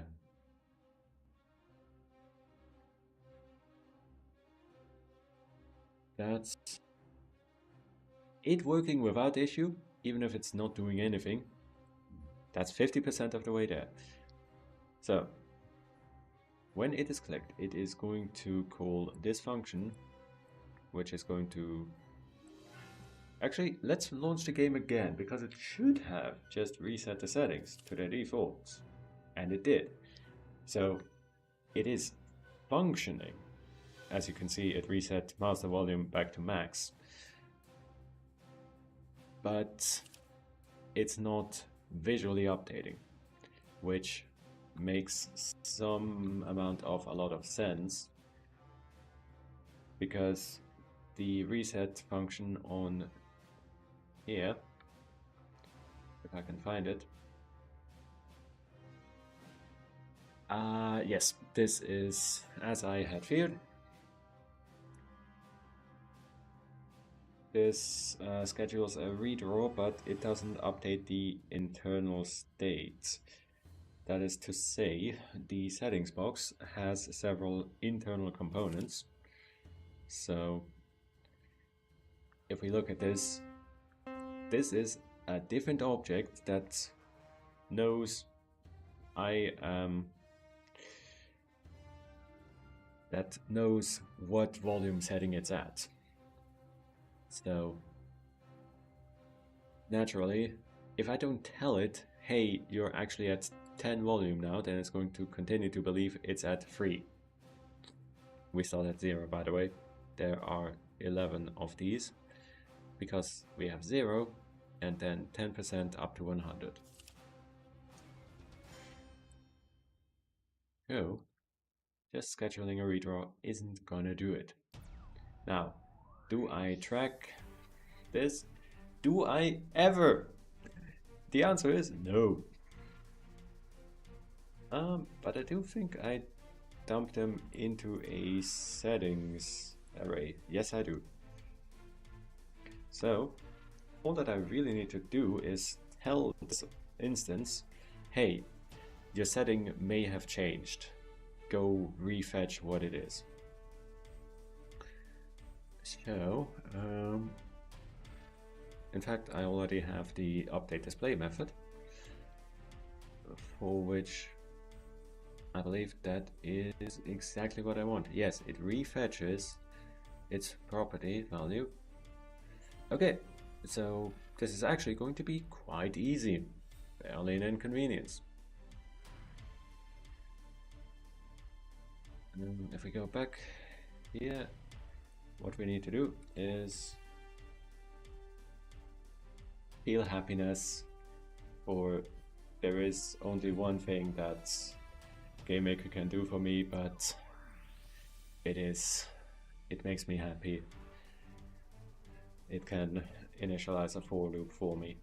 So for each setting in the settings array, settings I dot update display, which is this function that I had just found. Now, there is one more question to be posed, and I could just playtest and see if I am randomly correct, but I think what we're going to do is we're going to go into we're gonna see the checkbox and see if it also has that kind of function. It even does. Wow,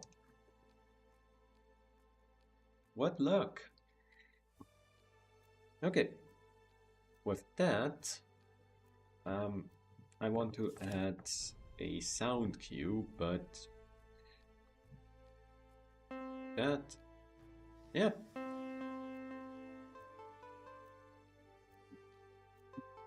With that, I believe it visually updates as it resets the settings. Fantastic! But I want to add a little sound as we do so. So let's say we play the scribbling sound.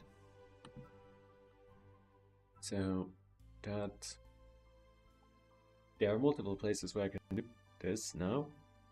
I feel it's most at home here, in the settings box, because this is what does stuff. Although there is an argument to be made, certainly. There's certainly an argument to be made that it should be up here in the room handler, which is the initial source of it. Yeah. It really doesn't matter, but I want to put it here because it just seems more logical to me. Okay, make this drawing so that we have a pen scribbling sound effect. Please, music, give us a moment to fully appreciate this. Okay, now let us reset. Wonderful. I want every action to have some kind of sound cue reaction.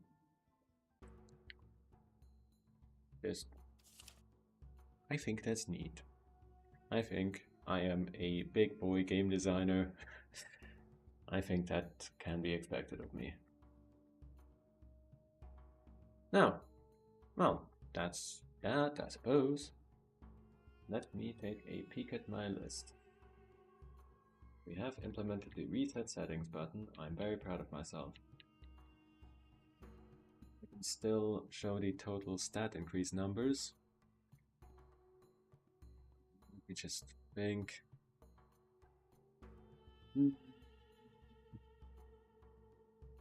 Other than that, so we can go to the end of minigame stat increase screen, and we can there show an easy number telling you just how many stats you gain. That is certainly an option. Let me just go through here. And there it is. Obviously, I know what the good answers are because I've written them.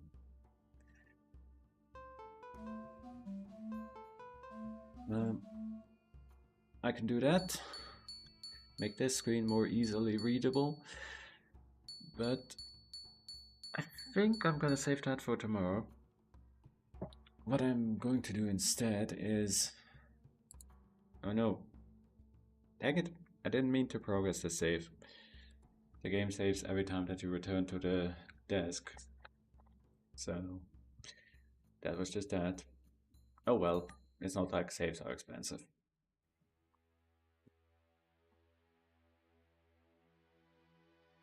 So instead of that, we can still draw another villain, as we do need to make 2 more of them. I've got a good idea for these 2. Well, I would like to make an aged man for Dr. Eisen Conroe, and for Miss Deborah Manning, I'm not sure. Not sure what to do here, but other than that, I do also need to make Idol monthly. So how's about we try that, yeah? Let's give that at least an initial try. So that is going to start by drawing the sprite. It doesn't need to, but, well, I'm confident in my ability to make the code work. So I would like it to be visible. Perhaps let's really quickly show off what I mean. So on this screen, right here, there is supposed to be a idol magazine, which is full of clickbait and random nonsense articles. It has a large title up top, ideally.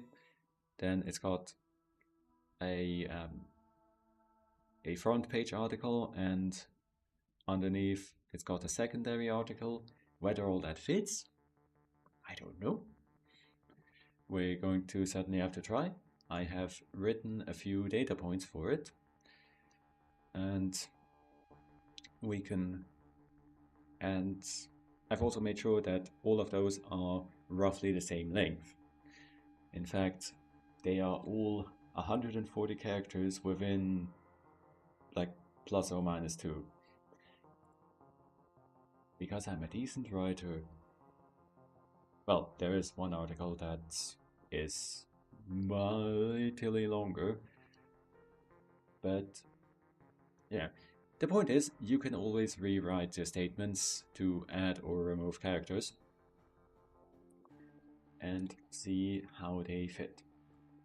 But what it's supposed to be is this magazine. It's an A4 page format. Actually, what format does the US use for magazines? Let's look that up. Magazine, paper format, USA. 8.5 by 11. Uh-huh. Okay, what's the ratio on A4? It's the golden ratio, isn't it? So A4 is 210 by 297 millimeters. So if we math this, that is in fact the golden ratio. If we compare this to 11 by 8.5, then that's 1.3. So it is significantly taller than it is wide. And more importantly, compared to an A4 standard page, it is slightly narrower. That's fine. I mean, it's not like I exactly obey the standard sizings. If we look at a first day save, I don't know the ratio on this, but I'm positive it's not US letter. This is as wide as it needs to be. So, but let's see, maybe, well, just see what fits. I can't tell you all the details yet, so I'm just gonna pick something. In that way, where did I put it? There it is. GameMaker has a funny way of squishing these lines together. You'll note it looks like just a single line, which is not representative at all of how it looks, but so this is 272 by 129, which is way off any format. Yeah, this is twice as wide as it is tall. And if we have another look-see, it needs to be roughly that tall. It can be slightly taller.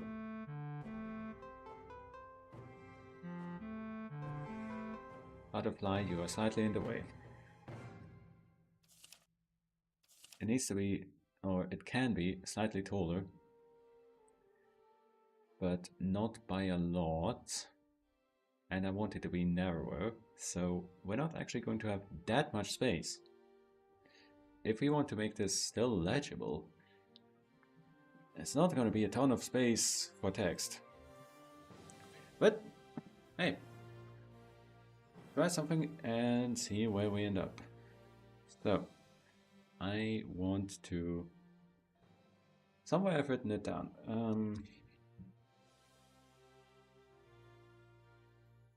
There are 61.71 pixels per inch, which means to properly represent a 11 by 8.5 magazine, we would need to use, well, 62 or 61.71 pixel time 11. That would be 678 pixels tall. Which 678, is that a multiple of 6? It goes by 2 and 3. It is a multiple of 6, which is perfect. Because, well, I need to do that. Because of the way I draw, right? If I want the finished result to be 678 tall, then I need the start that I draw, I need it to be smaller. I need it to be 113 tall, which is actually less tall than the opening letter, which is just gigantic, because I didn't make it with any measurements in mind.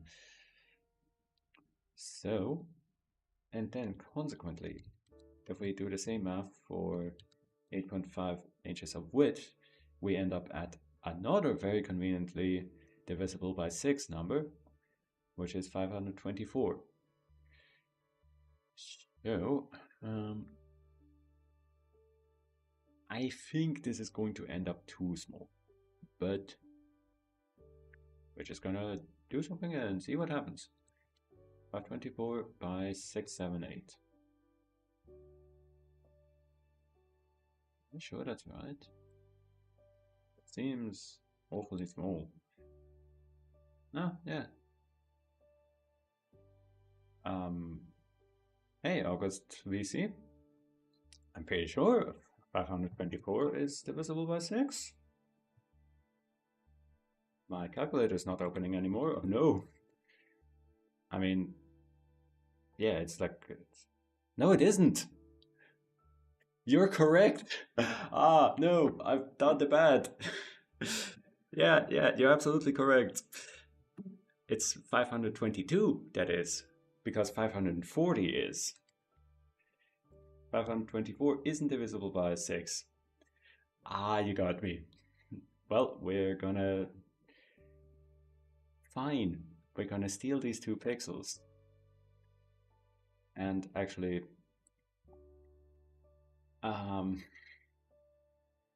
And listen, I have a degree in computer science. I've done like literally 100 credits worth of mathematics. Don't tell anyone. And really, no, a batch degree is 180 credits. I've not done that much math. But I do a lot of math in computer science.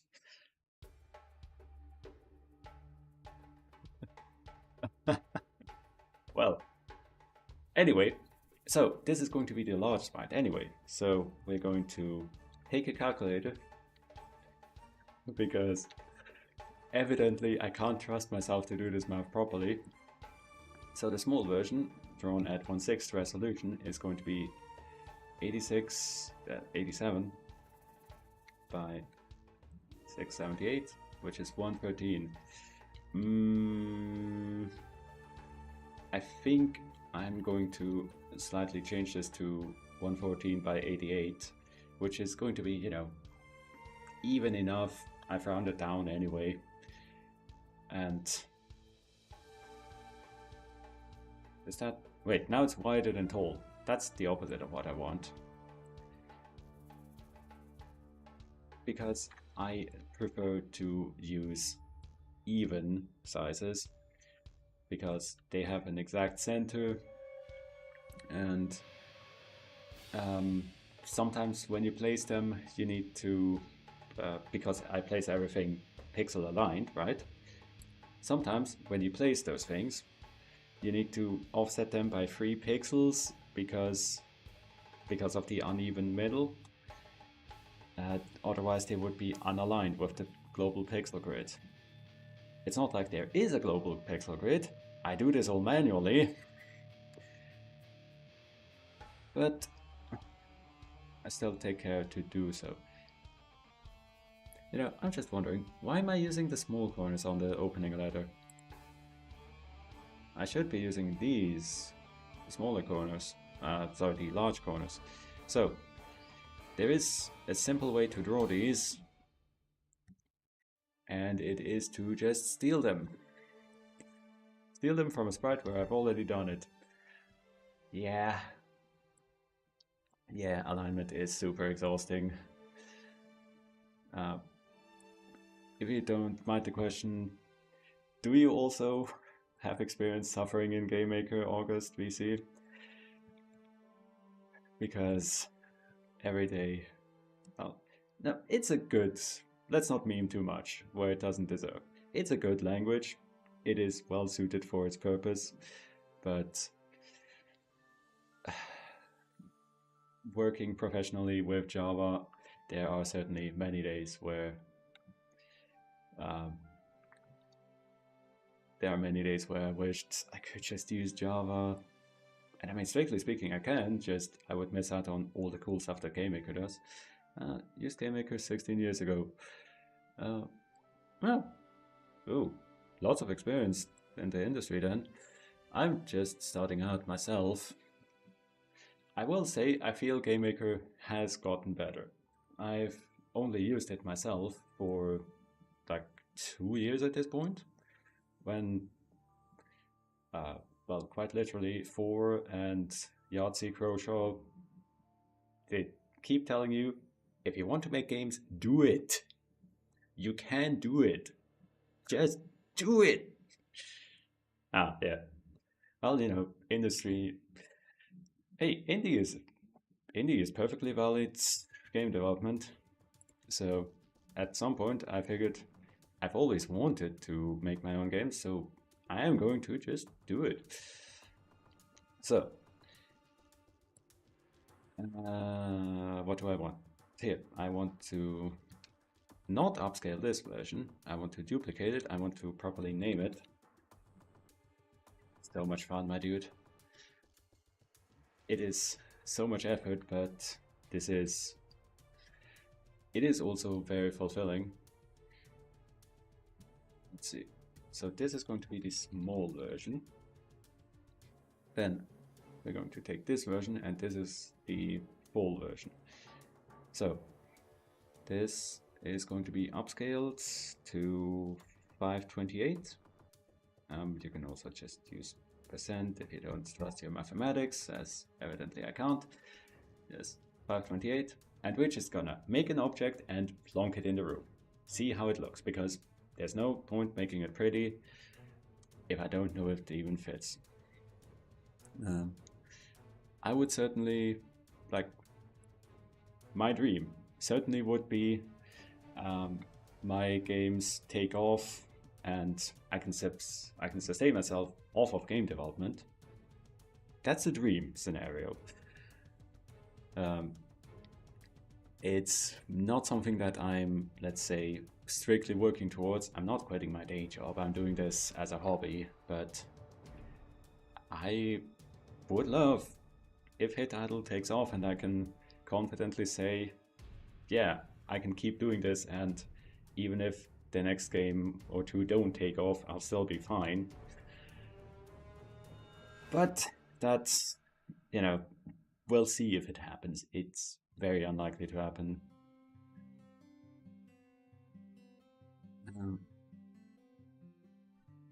Would love to have some people to learn from.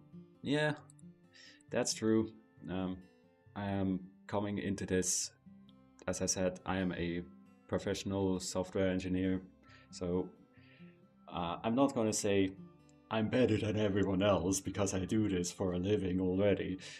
That's not it, but I have a lot of technical understanding that some others that just come in, from the side, have no technical experience, that they are maybe going to lack. So I've got that advantage, I feel. And it is very cool. At my job, I've got a lot of very competent, very experienced people. I work closely with someone who's like a year from retirement, and he's been working in this project before I've been born. It's insane, the kinds of thing that man is capable of and what I can learn from him. Where are we? Here, table. I want to create a new object, which is going to be object idle monthly. And I want to very quickly write down this music's name, because I'm still looking for proper audio tracks to put into the game. And my idea was, hey, I'm going to play it on stream because this is a music pack that I've bought, and it explicitly allows for you to do so, or to put it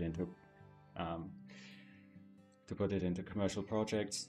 Basically, the only thing that you're not allowed to do is say it's yours, but you don't even need to attribute the artist.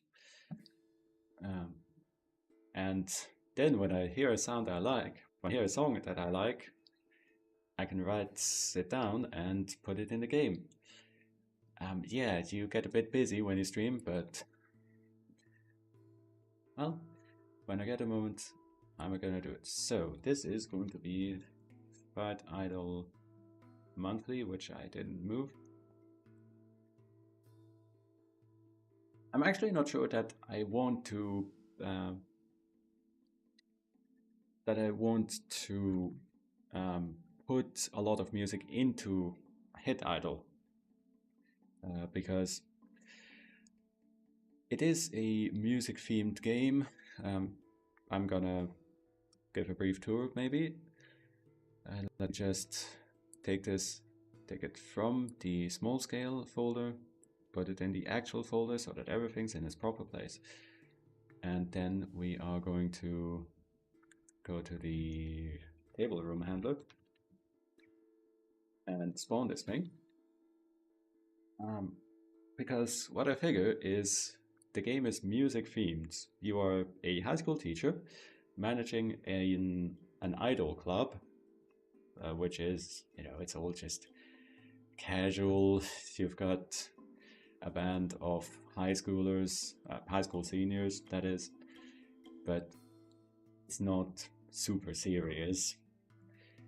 But that's where the music theming comes from. So what you do every day is you write songs, you draw posters for the band, practice for interviews, and make dance routines. So sound also plays a very large role in the game, and I'm kind of feeling that having a continuous music track, even if I had the means to put one in, I'm kind of feeling it might just clash with what the game's got going on. Especially when you're literally writing your own song, you don't want something else playing in the background, right? So I'm wondering if I want to just use ambience. Have like music in the menu, but in the main gameplay you just have the ambient noises and no intruding audio, no intruding music track. But that's later. Soundscape's coming later. It's going to come relatively soon because I want to release a demo before too long, but we are still, I'm thinking I release somewhere like August, September. I'm going to release when it's done. So don't worry too much about it. So this is as nice a place to put it as any. I'm going to create a proper function that spawns idle monthly every month, but for the moment, just put it in game. Get it somewhere. So that means we are going to create instance, and it's going to be on the screen that is start plus intent of the screen, so halfway across, screen width by 2. Its X offset is going to likewise be the top left of the screen, because I don't know how long you've been watching August VC, but the table screen is the room is actually 6 screens and you scroll between them, which I find is a very cute effect. So then we need to put this at a proper offset, which is sprite idle monthly by 2 plus put it a little off the edge.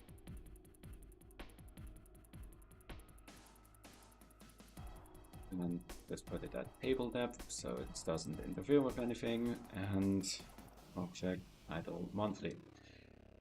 There we go. It's an object that is there and draws the sprite. And that's all that we need of it. And we're going to need to load a save that goes to the concert dialog, which is this one.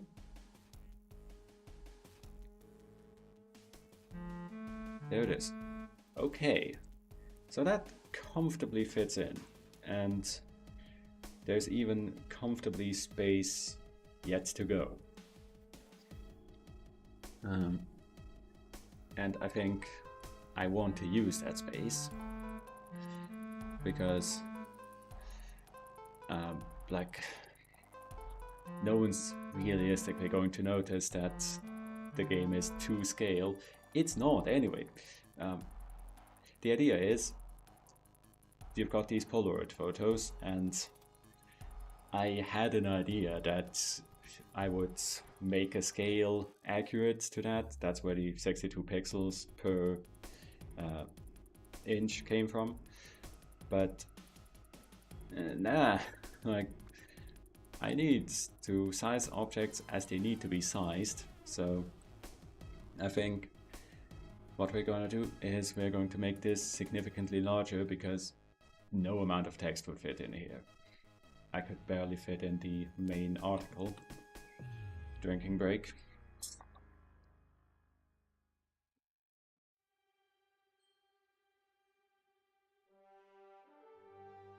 So, thinking real fast. At 1/6 scale, the screen is 330. That's not correct. The screen is 180 pixels tall, because it is a resolution of 1080 downscaled by 6, 180 pixels. So there's, how much space is there between this and that? We can figure that out if we take the scroll arrow. Yeah, in Game Maker, we take the scroll arrow. This is 28 pixels long. So minus 28 pixels from the arrow. The arrow is, I think, 2 pixels from the edge. We're 4 pixels from the edge on the top. And let's say we want to be at least 4 pixels from idle monthly to the arrow, which gives us 142 pixels to go. That's as tall as we can be. Okay? And currently we've got 114 pixels of width, or height, which means we're just gonna, do it. Actually, we're not going to scale. Scaling the image is going to produce weird results. Let's look. Oh, that's actually not that bad, since most of it is just straight lines. It did mess up the corners though.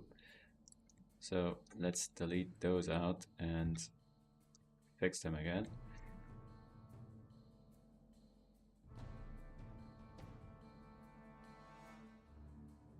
Look. There, and there. Okay. Fill out the remainders. And then that is idle monthly at its full maximum size, which I think I'm going to employ, because text needs so much space. You wouldn't think it, but it really does. Text is just about the largest individual thing that you can put in a game in order to be at a legible size. So, now, I'm going to make sure this is the sprite idle monthly. Oh yeah. This is the sprite. I'm being very careful, because yesterday I managed to delete an object and I hadn't committed the most recent state of that object. And Game Maker will just happily let you delete objects with no undo. Because this is fun. We'll call it fun. Yeah, mobile devices. I'm not even thinking about mobile devices, my dude.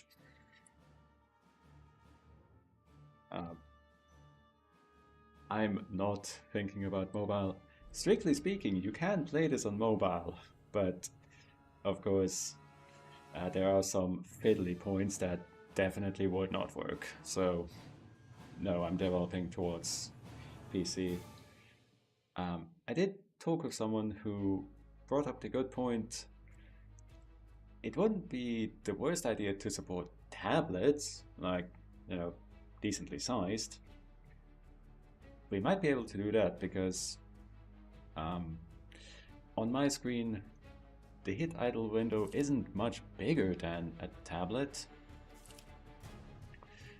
But yeah, I know very little, but I know the horrors that are mobile development. Just the just the amount of space that you need to dedicate to this is going to be covered by the user's finger. I know all about that, and that mobile devices don't actually have processing power, they just pretend to. There's like 2 paper clips and a dream in there. Of course, you can do like other developers do, like Hearthstone, and just export the same build to mobile. It'll work. It'll also work as a space heater. uh, okay. So that's Sprite Idle Monthly, which has been upscaled. I can multiply 110 by 6. I do got that one. Yeah. Yeah, believe it in winter. Okay, that doesn't look terrible. It's even, you know, it even fits in between the dialogue and butterfly. Her dialogue is going to cover it, but that's even semi-intentional. In the first week, when there is the starting letter, butterfly is literally intended to come in on a timer before you fully finish reading it and cover up the parts that says, just be careful, you know how butterfly can get. And I think that's just beautifully marrying mechanics and gameplay. Okay, so if we want to stick by the arbitrary US letter sizing, this is what we got. Doesn't look horrible so far. I'm still not confident I'm going to be able to fit everything into here as I had intended, but that's fine. Like, if I don't fit 2 articles, then I can just take the secondary article I've written so far and use it for every other issue. Fine by me. But, yeah, I thought about... GameMaker is shockingly compatible. You can just export to mobile, but yeah, like, this kind of stuff, this ain't happening on mobile. I've got a really big phone. I've got a Galaxy 9, I think? Galaxy something. It's a Google Galaxy Brain. It usually dwarfs every other mobile device it's shown next to it, and even there, it's just not realistically possible. So we're not doing this on mobile. And besides, no, it's called the Galaxy. I don't know what version it is. It's just I bought the new one because my phone was dying. But it is pretty clever, so hey, it can be the Galaxy Brain if you want it to. Be the change you want to see in the world. So, next. Now, we want to... So, I've already written and included this data, so it should be embedded in the translated data. Then we are going to, consequently, throw if the property is not defined, which is data. Yeah. So we demand that we are given the data for what we want to display. Next, do we want to type check that? not right now. I may make a specific data type later. Also, looking at the time, perfect timing actually, August VC. I have to take another break. I have been drinking water, I gotta pee it. Enjoy your lunch. Have a nice day. Everybody else watching, gonna take a brief break. Gonna stretch my legs, use the bathroom, drink some more water, make sure that my voice doesn't go entirely. Don't go too far. I'll be right back in a few minutes. See you then.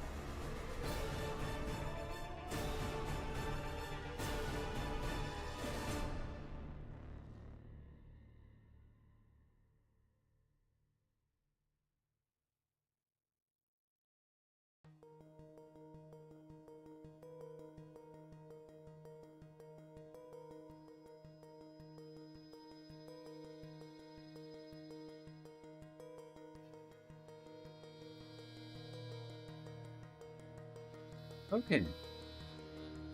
Bathroom has been used, water has been drunk. Let's get back into it. I like this track. I don't like it for this game, but I'm gonna keep that one in mind. Because I'm planning to... Well, let's not call it I'm planning, but I'm thinking about making a game about coding, or rather about reverse engineering code that you can't see. And that's going to be a very thinky game. But that's later. That is after Hit Idol. Maybe that's going to be the next major project I take on after that. But that's so far in the future. If we are lucky, that's going to be mid 2026. So don't think too much about it just yet. So, no.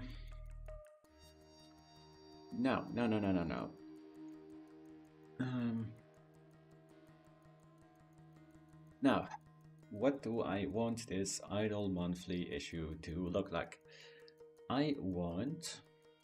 Ideally, I want a large title up top. Then I want at least one article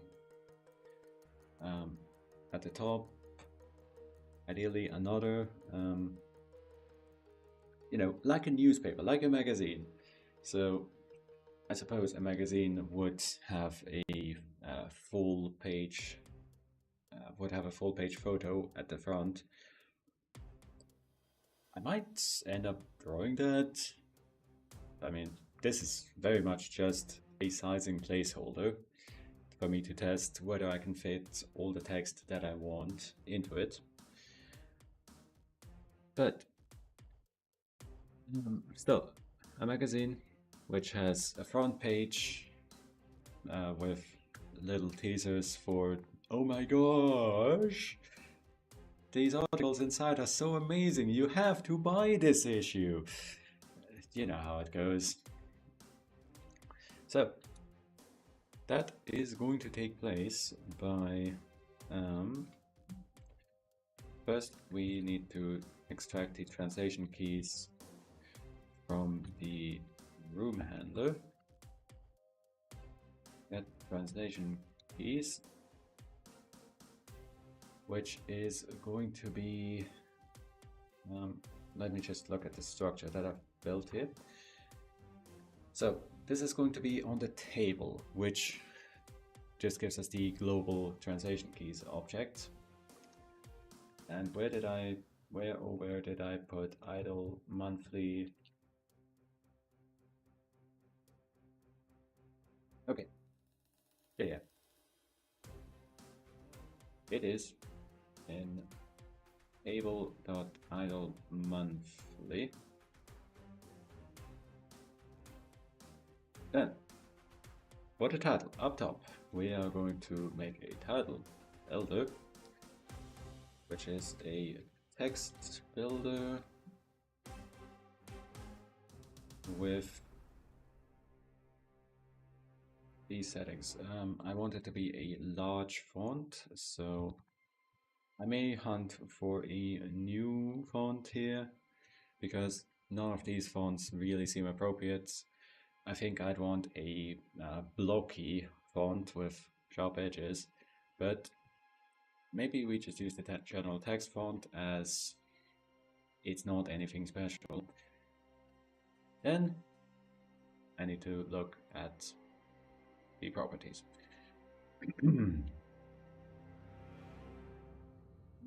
I could properly align this, or I could just say, hey, you are horizontally aligned in the middle. There we go. Then I further want to move it up. I want to move it up to most of the way.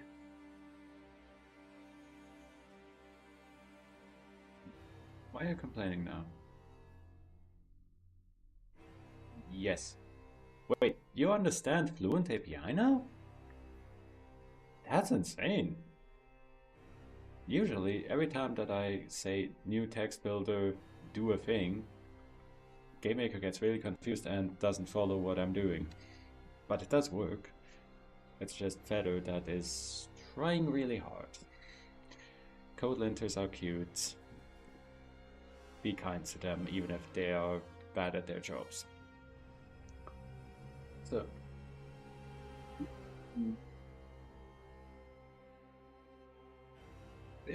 the default font alignment is from the top down, so we can make this nice and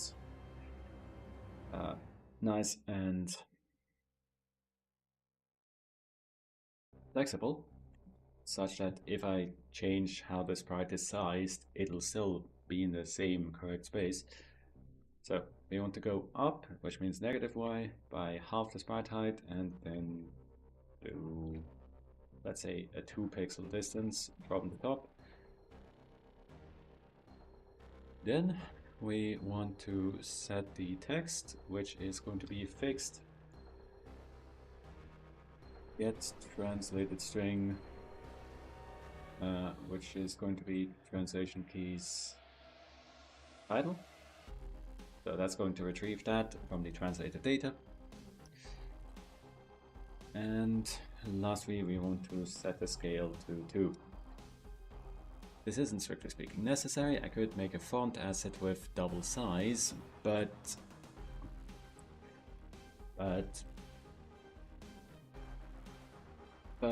I like to use upscaling such that the text looks a little bit more pixely, because I am, after all, an indie snob, and smooth curves on my font make me excited.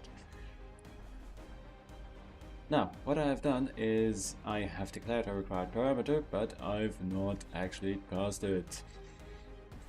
Oopsie. So, again, this wants to be a better... Hell, let's make it a better function. Create idle monthly or current week. There. In fact, yeah, this is going to be fine. I may change this again, but for the moment, we're just going to make this a function that directly looks at what week is it? Am I supposed to create idle monthly? And what data is it supposed to take? So we are going to scroll up into the space here, where we create other instances. So create idle monthly for current week.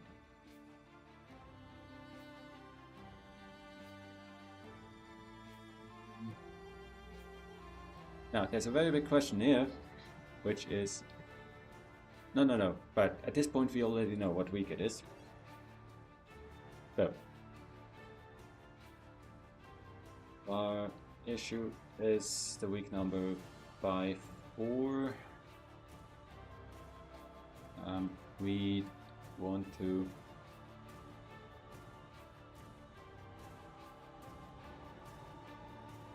yeah, this is going to work because it's the 5th week when you first get an issue, but the weeks are 0 indexed, so we can just... Is it? No, it's not. Yes, it is. Yes, this is. Okay, right. So even with 0 indexing, every week that has a number divisible by 4.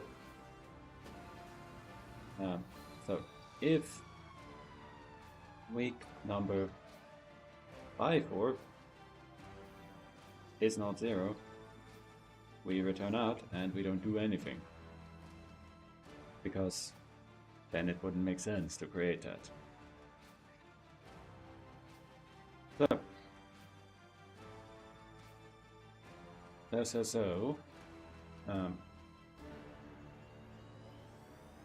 then we grab the data, which is stored in the translated data with a key of data. Easy enough, isn't it? Our issue data is get translated string, translation keys, table, title, monthly data. This is not actually a translated string, it's a translated JSON object, but that's as good, I figure. Basically, I wanted to have easier support rather than having to manually list out every string with a different key. It's a fancy spreadsheet. I built it all by myself. It doesn't really matter. The point is, this is going to be structured data. So this is going to be an array. So what we want to do is we extract the issue of it. And because this is 0 indexed, we also want to go like so. Also, no reason, I just distrust GameMaker to treat an integer like an integer, so I'm going to floor that so that instead of getting 0.001, we're actually going to get 0. I don't think that should be an issue, but you know, it doesn't hurt to be careful. So,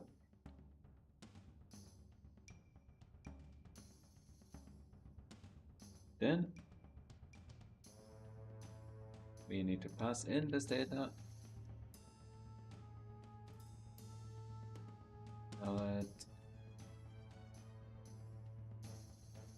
Go.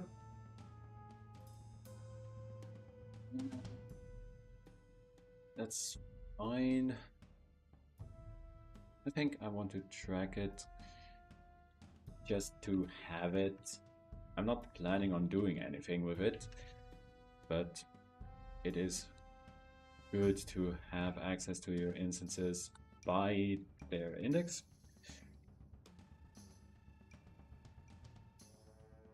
That way, when you do want to reference them, you've got an easy way to do so. So, now, idle monthly gets created, it gets passed its data, which means when we launch the game now and hop into the week when it should be created, it's going to crash.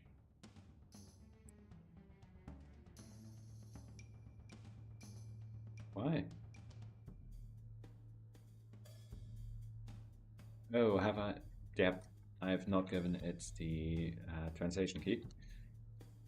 So, this is a me thing. I'm the issue here. Because... Yeah.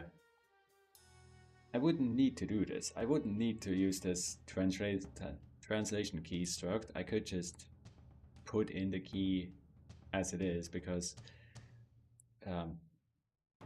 all that this results in is this is going to result in a translation key that's of the shape table.recruitment.recruit idle, right? That's what this constant is going to hold.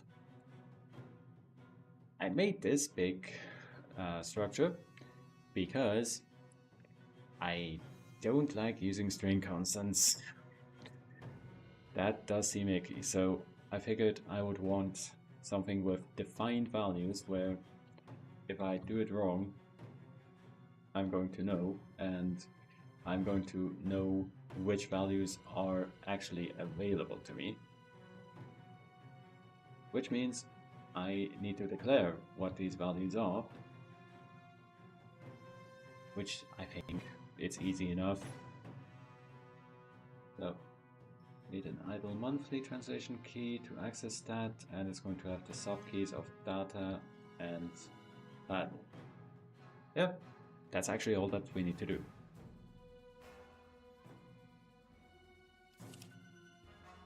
Of course, GameMaker doesn't autocomplete these values, even if I set it like explicitly. Even if I didn't use this function that uses struct set to set those keys. Ah, I see, I've made a mistake. I'm doing an oopsie. Whoopsie poopsie. Right. course, I can create the builder, and so far it has succeeded, but that's not gonna do anything if we don't then also tell it to execute. And I'm just gonna do a pro gamer move here and shortcut, because I'm going to need multiple builders here.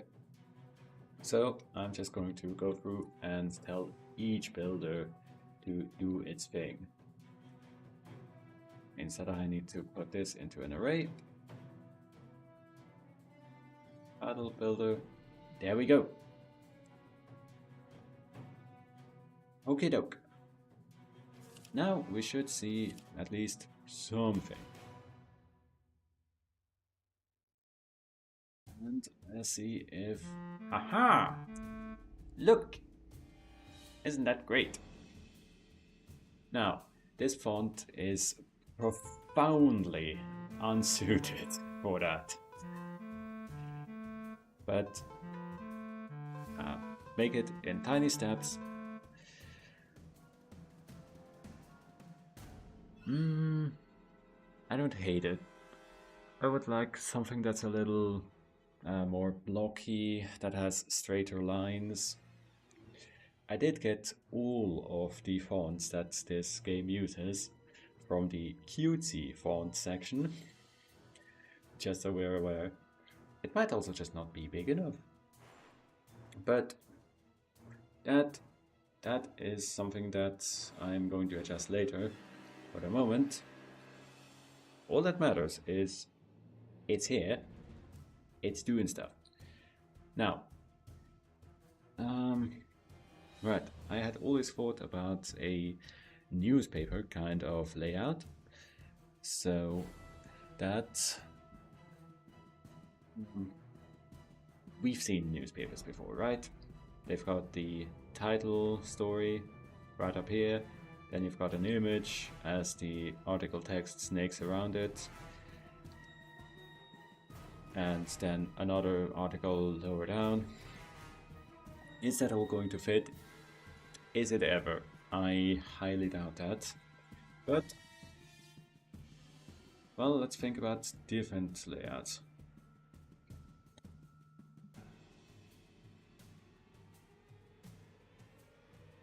Let's see.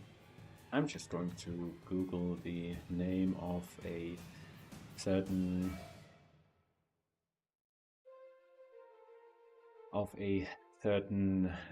garbage magazine that I'm not going to name. Right. So,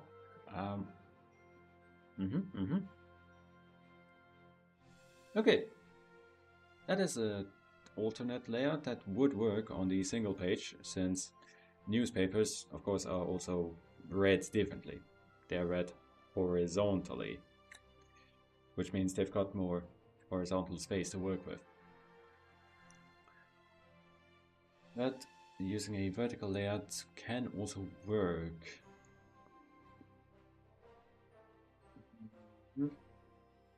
God,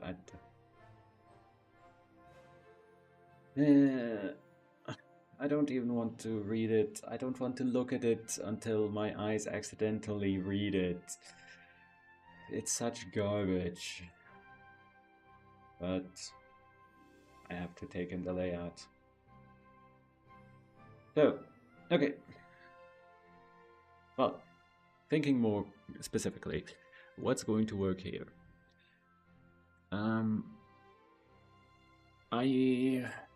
I suppose to decide first, are we going to put an image here? Initially, I had planned to do so, to use 10 different sprites, but then it occurred to me that I don't have 10 different sprites, not remotely.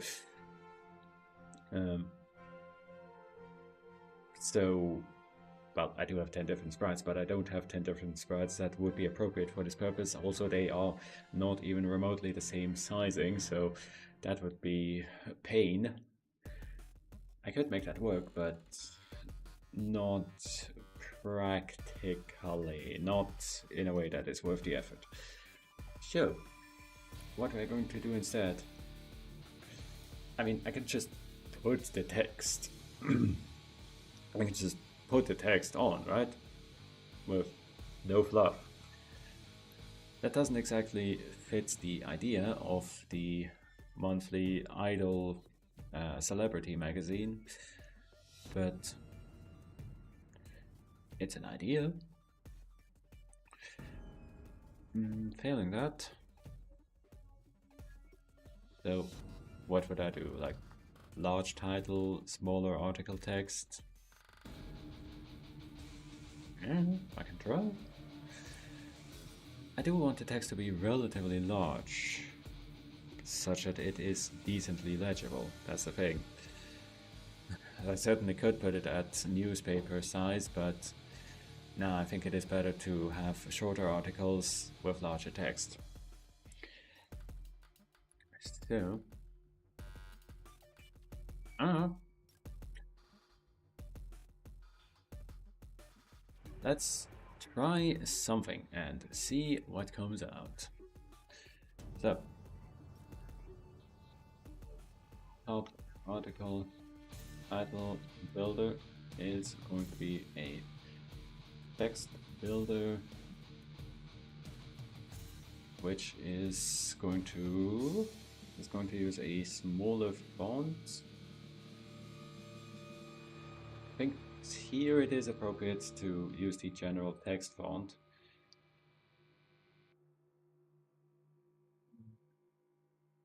Because I don't use a ton of different fonts. I don't think that's right anyway.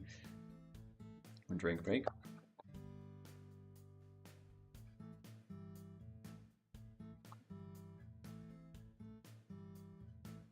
At least this time I drank half of what I'm supposed to on stream. So there's that. So I don't use a ton of different fonts. I don't think that would be appropriate anyway, because it's not the focus. I have different fonts for the menu. I have different fonts for what is explicitly supposed to be Butterfly's handwriting.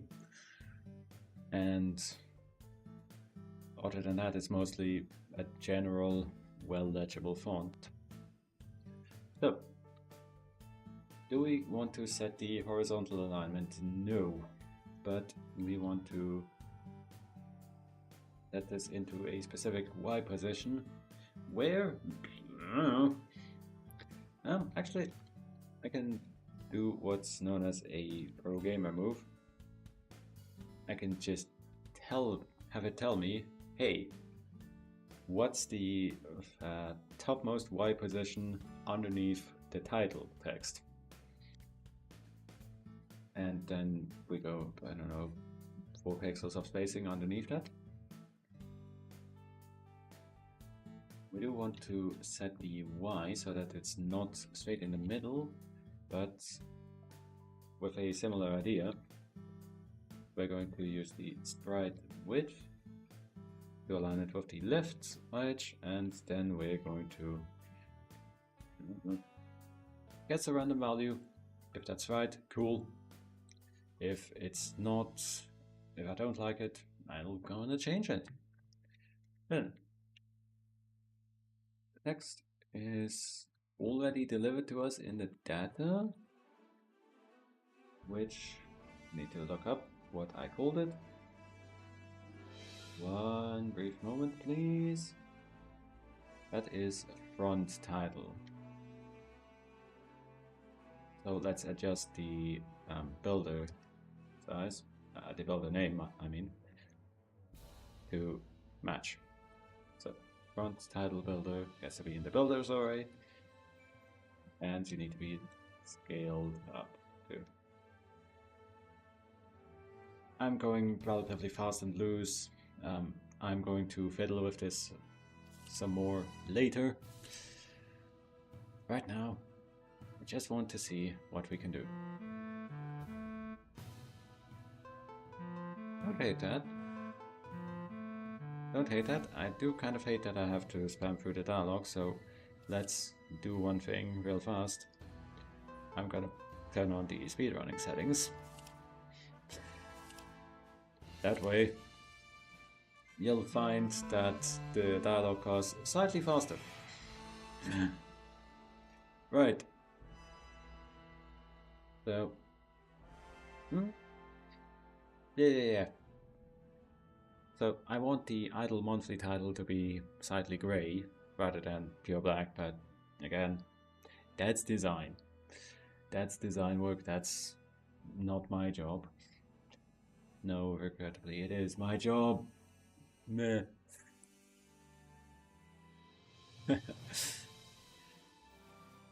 So, then of course we need a front story builder for the article text.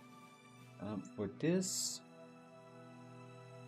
no, we're going to change like all of the properties. So, in fact, I'm probably going to even give it more of an X offset. So, just make a new text builder. I could make a copy of the front title builder, but what's the point in that if I'm going to override the font and the X coordinate and the Y coordinate and the text? Doesn't seem like there's much point in it, is there? So, because what we're going to do is, instead of being just off the edge, we are going to go slightly more off the edge. Ooh. I'm making a joke out of it, but indenting your text is actually a very good technique. It really helps with legibility and separating the title from the text. So, I think that is a very useful thing to do. Now, I may want an offset. I'm gonna put it just such that the text starts immediately underneath. See how that looks. Make that my catchphrase, if it isn't already. Nobody knows all the details as they start.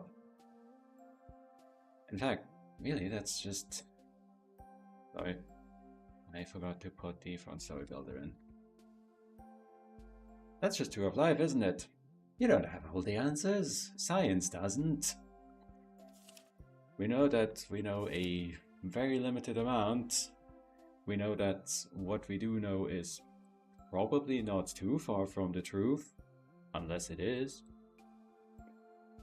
Huh?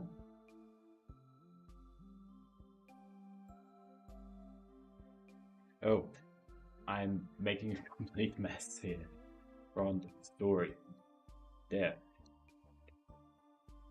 There's no property called front story builder. But we know that we know some things that are not completely wrong, and we're just trying to work from there, figuring it out as we go. Okay, so I did have this in mind, but I didn't do it.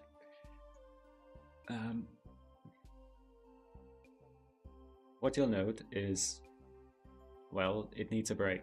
It needs the text to break to the new line. Now, I could do this by hand and manually adjust every text and do all that, and that would be super annoying. So what I've done is I have implemented a function to fit the text to a given maximum width,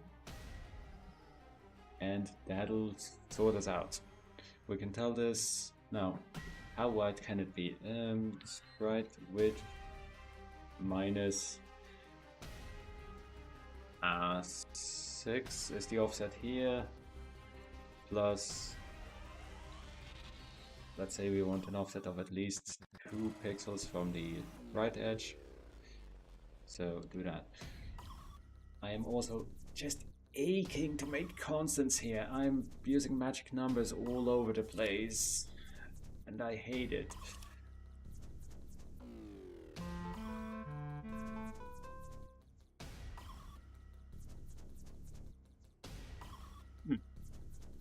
You know, I'm kind of surprised.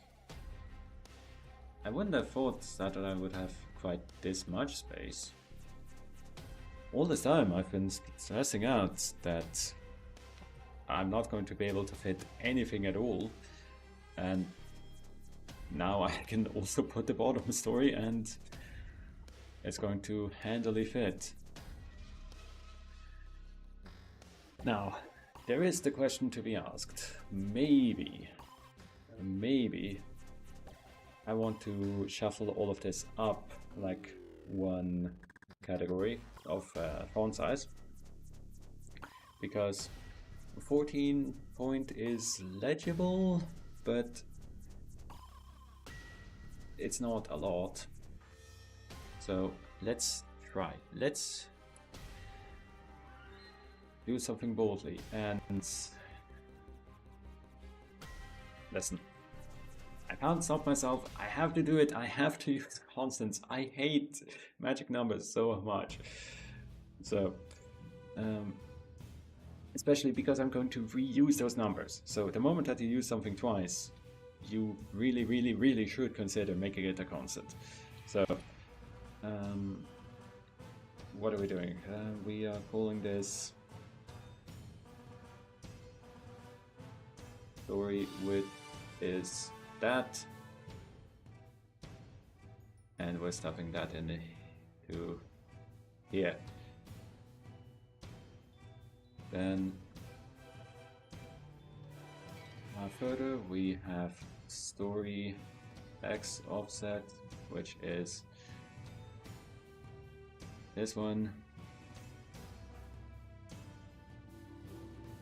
And it's not just that you're going to mistype and be a big silly guy. I do trust in your ability to copy paste, but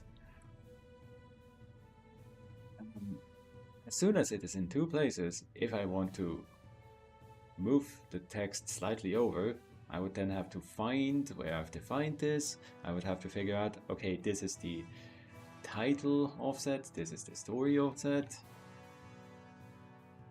and then find each title that I've used. And sometimes this is just, there are so many elements using fundamentally the same number that it is so much easier to just change this constant and have it updated everywhere. Okay, I'm also going to header y offset. This isn't going to be reused, but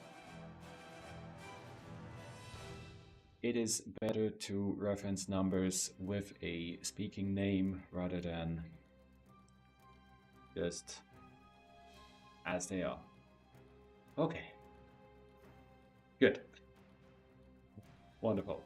Now I feel much more comfortable. Now, what I wanted to do is turn this all up a bit. Try that.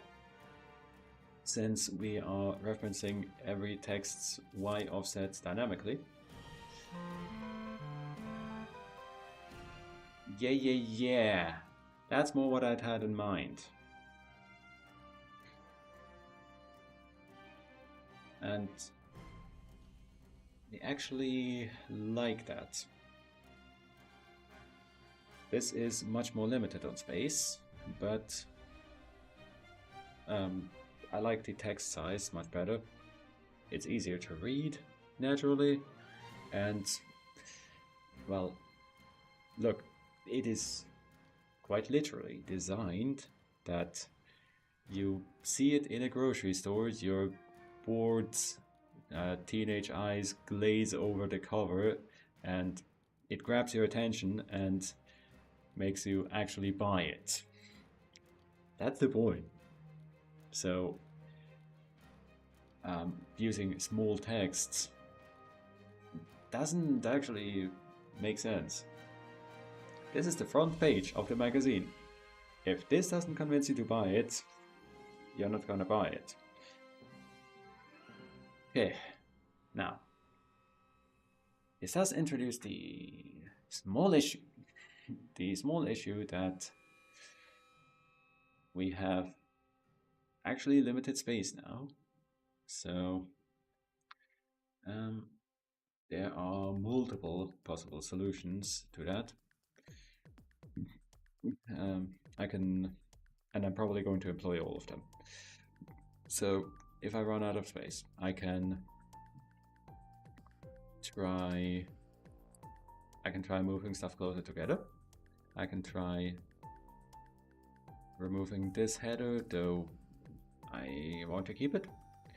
I can reword this such that the kerning turns out better. So, for instance here, right, you see the word costume is just barely too long to fit in here. So it gets moved to the next line, which means if we had all this space, we could take this, we could take these two words up here, and consequently we could take these two words up here. So we are going to have to do that, but that's not terribly interesting. So that's also something that you do once everything else is set in stone, because it's a lot of effort and you don't want to do it twice. What I'm going to further, I can change the font, because here's the thing, font size is a complete lie. There's no such thing as standardization in font size. What does 20-point font size mean? It means that it's 20 points big. It's probably bigger than 14-point, and it's probably smaller than 28-point. And that's what that means. Seriously. That's the start and end of it. So any given font is going to have radically different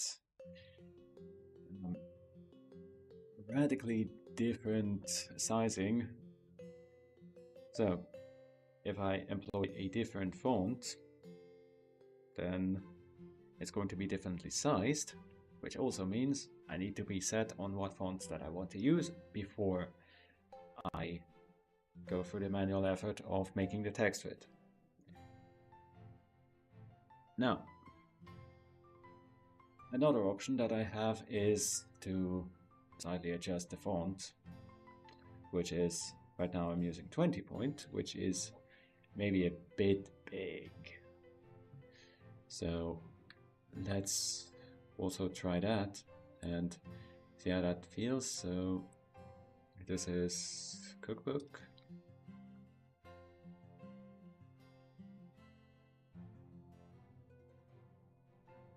And we are going to set this to 18-point and define a constant. But I'm not gonna look for that. Instead, I'm going to use the GameMaker built-in functionality to take me straight there. There we go. It opened the manual, but on the second try it got it. So, general text font 18 is cookbook font 18-point. So we can now employ that, and it's going to be, is it going to be 10% smaller? Is it going to be a different size? Who knows, truly. Actually, I quite like that. Yeah. 20 was a bit too large. 18 is just about right. Remember that I'm also scaling this up by a factor of 2, so assuming that font sizing is linear, it isn't, but assuming that font sizing is linear, this is actually 36-point now, and this is 56. That's why the text is so big. Okay. I also just like how the alignment happens to fall. It's not like I did this on purpose. I wrote this on a piece of paper while waiting for somebody. I wrote this and I have just now tried it in game, but yeah, I like the size of the text, I like the relative sizing of the text. So, and that does leave me with about more than half, I think, more than half of the page still left to implement the bottom story, which is good. So let's do just that. So that's bottom title builder is just gonna be a copy of the front title builder with these changes. You know, it occurs to me I've gone off about how you need to use constants because you need to change stuff dynamically.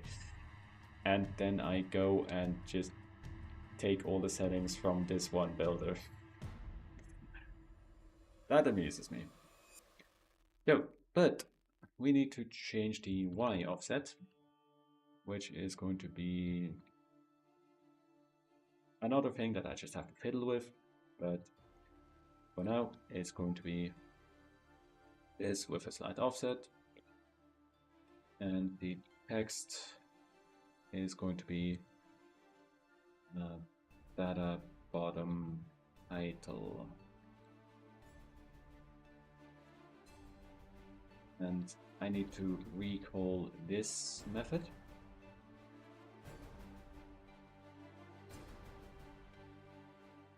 Which means I need to define a separate constant.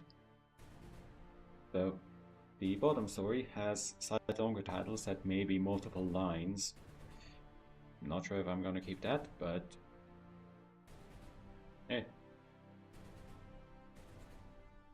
See it, see how it works, then you know how you want to change it. That is how I found the philosophy works in game development, whereas in my professional life I still do that, but we have a very defined system where before I start coding I spend much more time talking to people, and I spend much more time making sure that we agree on what we want rather than just implementing something, because that is actually a better use of my time. As what the customer says goes. There we go. That's the maximum title width.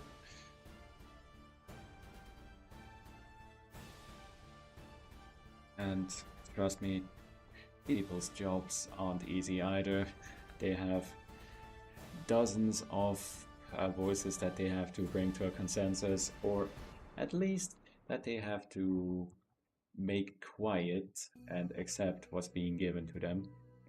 Because of course we want to do everything, but we can't quite do everything. So I appreciate them for the work that they do. Ooh, I also like this track. I appreciate them for the work that they do, and I wouldn't want to do their job. Perfectly happy doing my job and letting them figure out what I'm supposed to do. So, but data get bottom. Whoops. Gone ahead of myself. This also needs to be fit into a maximum width. So I am also going to define a data structure, but I didn't want to do that and fix what the data structure is going to be, whether it has two stories or just a one. Didn't want to do that before I'd, well, seen it in action, right? Okay, we've done that. Now add those to the builders, and then they'll be drawn. There we go. So, yeah. That looks good.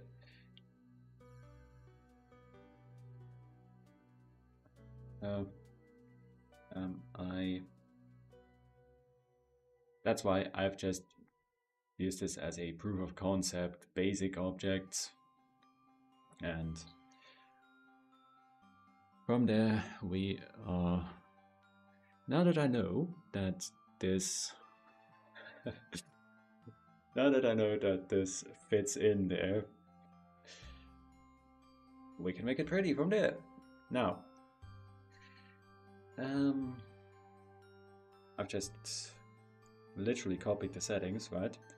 But I don't actually love that. I like the story text, but the title up there, I don't love how that looks. I think I'm going to scale that one down significantly, because this is the top title. This is the front page news story where they just have to tell you about this. You can't miss that. Right. And I mean, this is how newspapers work too, right? If I if I look back at the garbage magazine on Google, so trashy. I don't want to look at it. There's one major title, there's one big story, and then there are minor stories underneath. So let's try, in the time that we have left, let's try to use a smaller font here. I might want to make another copy with like 24 point or something like that, but for the moment I'm just gonna use the 20 point font, and I think I'm going to have to use a bigger offset, but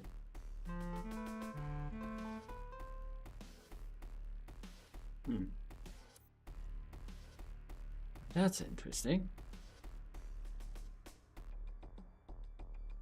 What is interesting?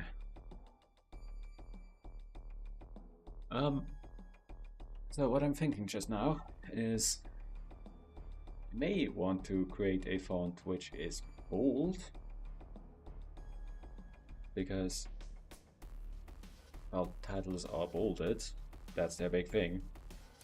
So far I've just been working with size, not any kind of font styles.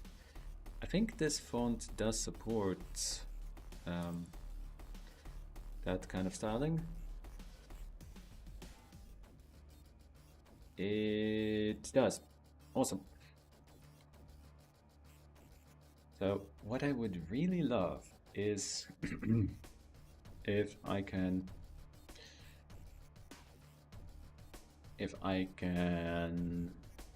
make this title fit on one page. So let's just try let's try that. Yeah.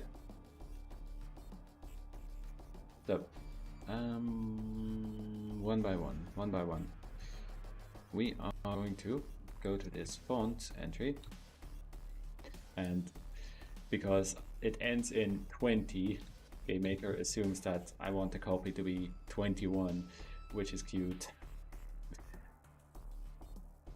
Right, so bold lettering is going to make it wider, which is going to be fun. I've got an idea for how to reword it such that it would just barely fit on the page, but maybe not.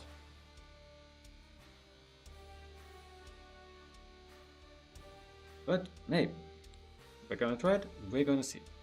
So, what we need to do. we are going to make an entry here for general text font 20 bold, which is font cookbook MSC's 20 bold, and move it over here. Yeah, and we're gonna try using that. See how that looks. There. I may want to go to font size 18 because, again, we are going to... Yeah. Look. Like, this is not even close anymore. So, what I can do here is I can... No, I don't want to do that. Well, ish. I can go to font size 18 point, make the article underneath smaller, put it to like 14 point, and that way we can make it bold and still fit in, theoretically, ideally, but then we've once again got the issue that the text actually is too small. So what I am going to choose instead is do this, and I'm just gonna copy this in real fast. There.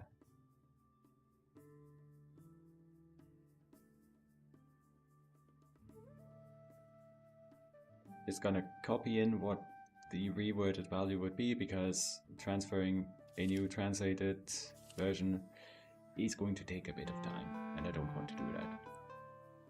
Nope, that is not enough. Okay.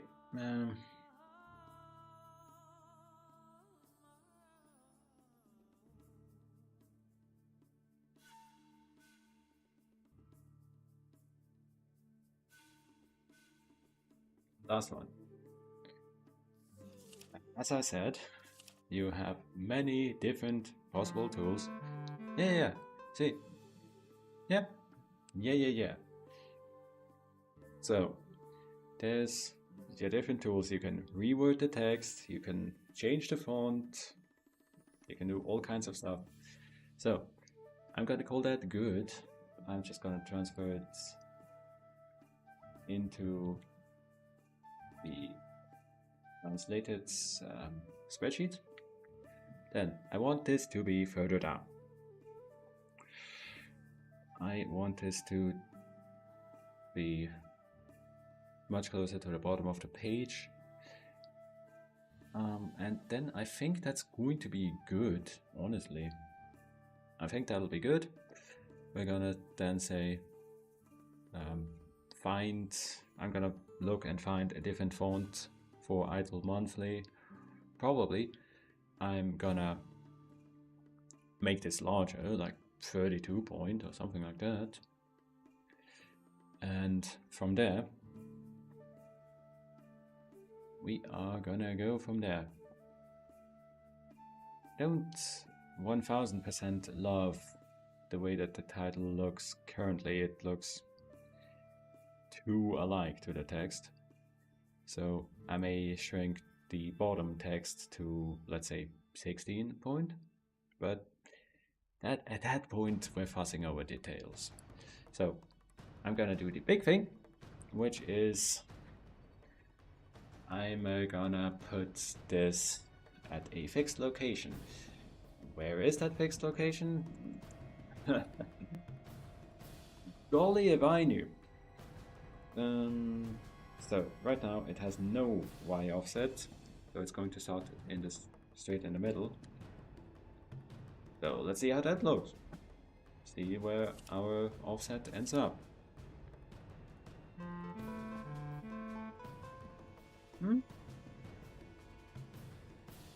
Well, we have a bit of space. Don't hate that. This needs to come down, let's say, I'm gonna say 10 display pixels.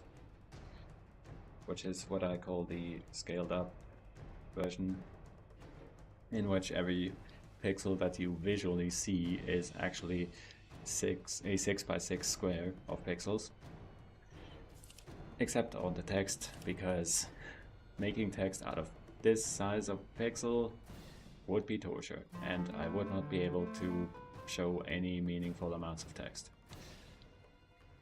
Yeah, that's not terrible. Okay, right. I think this is quite wonderful.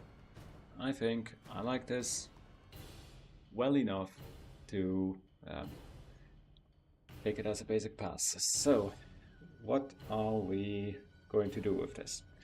I am later today. I am going to search for a prettier font that is more like what I'm thinking of for the title here. Just make that big and impressive. And I think I'm also going to, well, I'm gonna see when I do that. But obviously I don't want it to just be a white rectangle. That's not the point.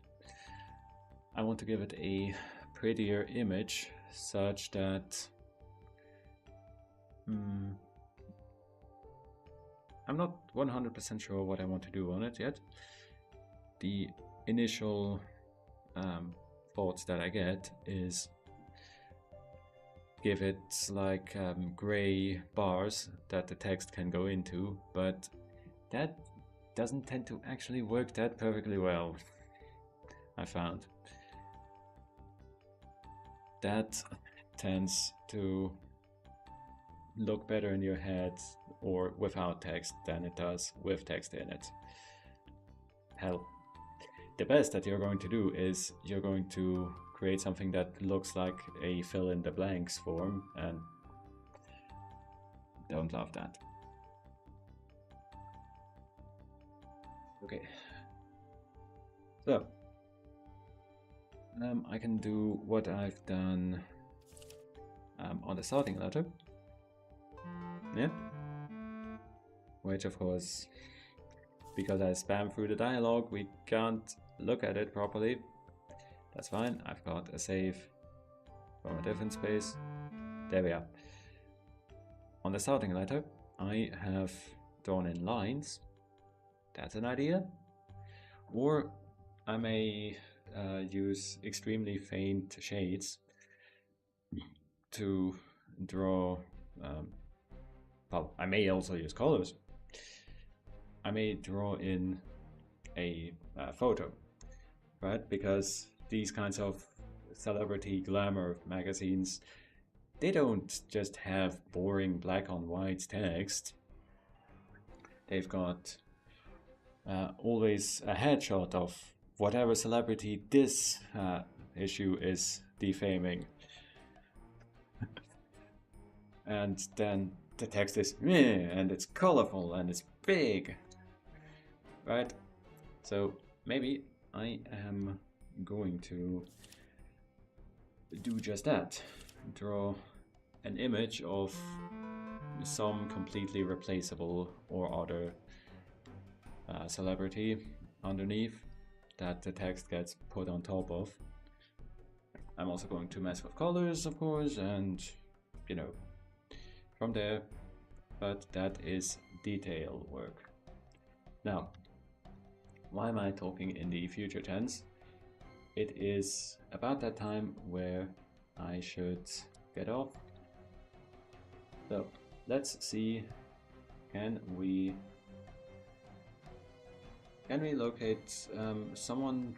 I want to get better at rating, because the rating is one of the best things that you can do as small creators, for small creators, and I appreciate it when it happens to me, and I want to pass that forward. So let's just see.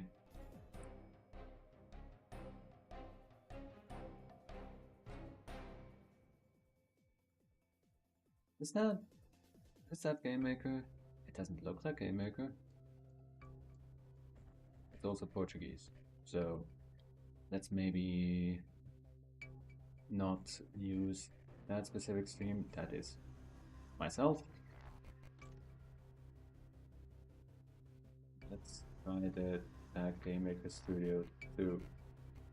Oh wait, GDQ is on? Huh. Okay, what do we find in the category?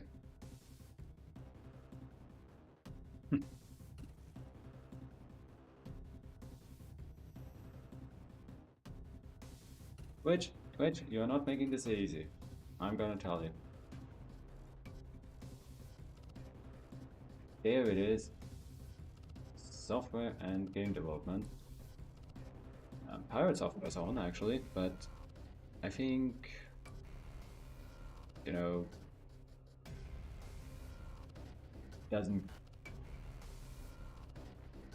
How am I gonna put this? He deserves my love, he doesn't need it.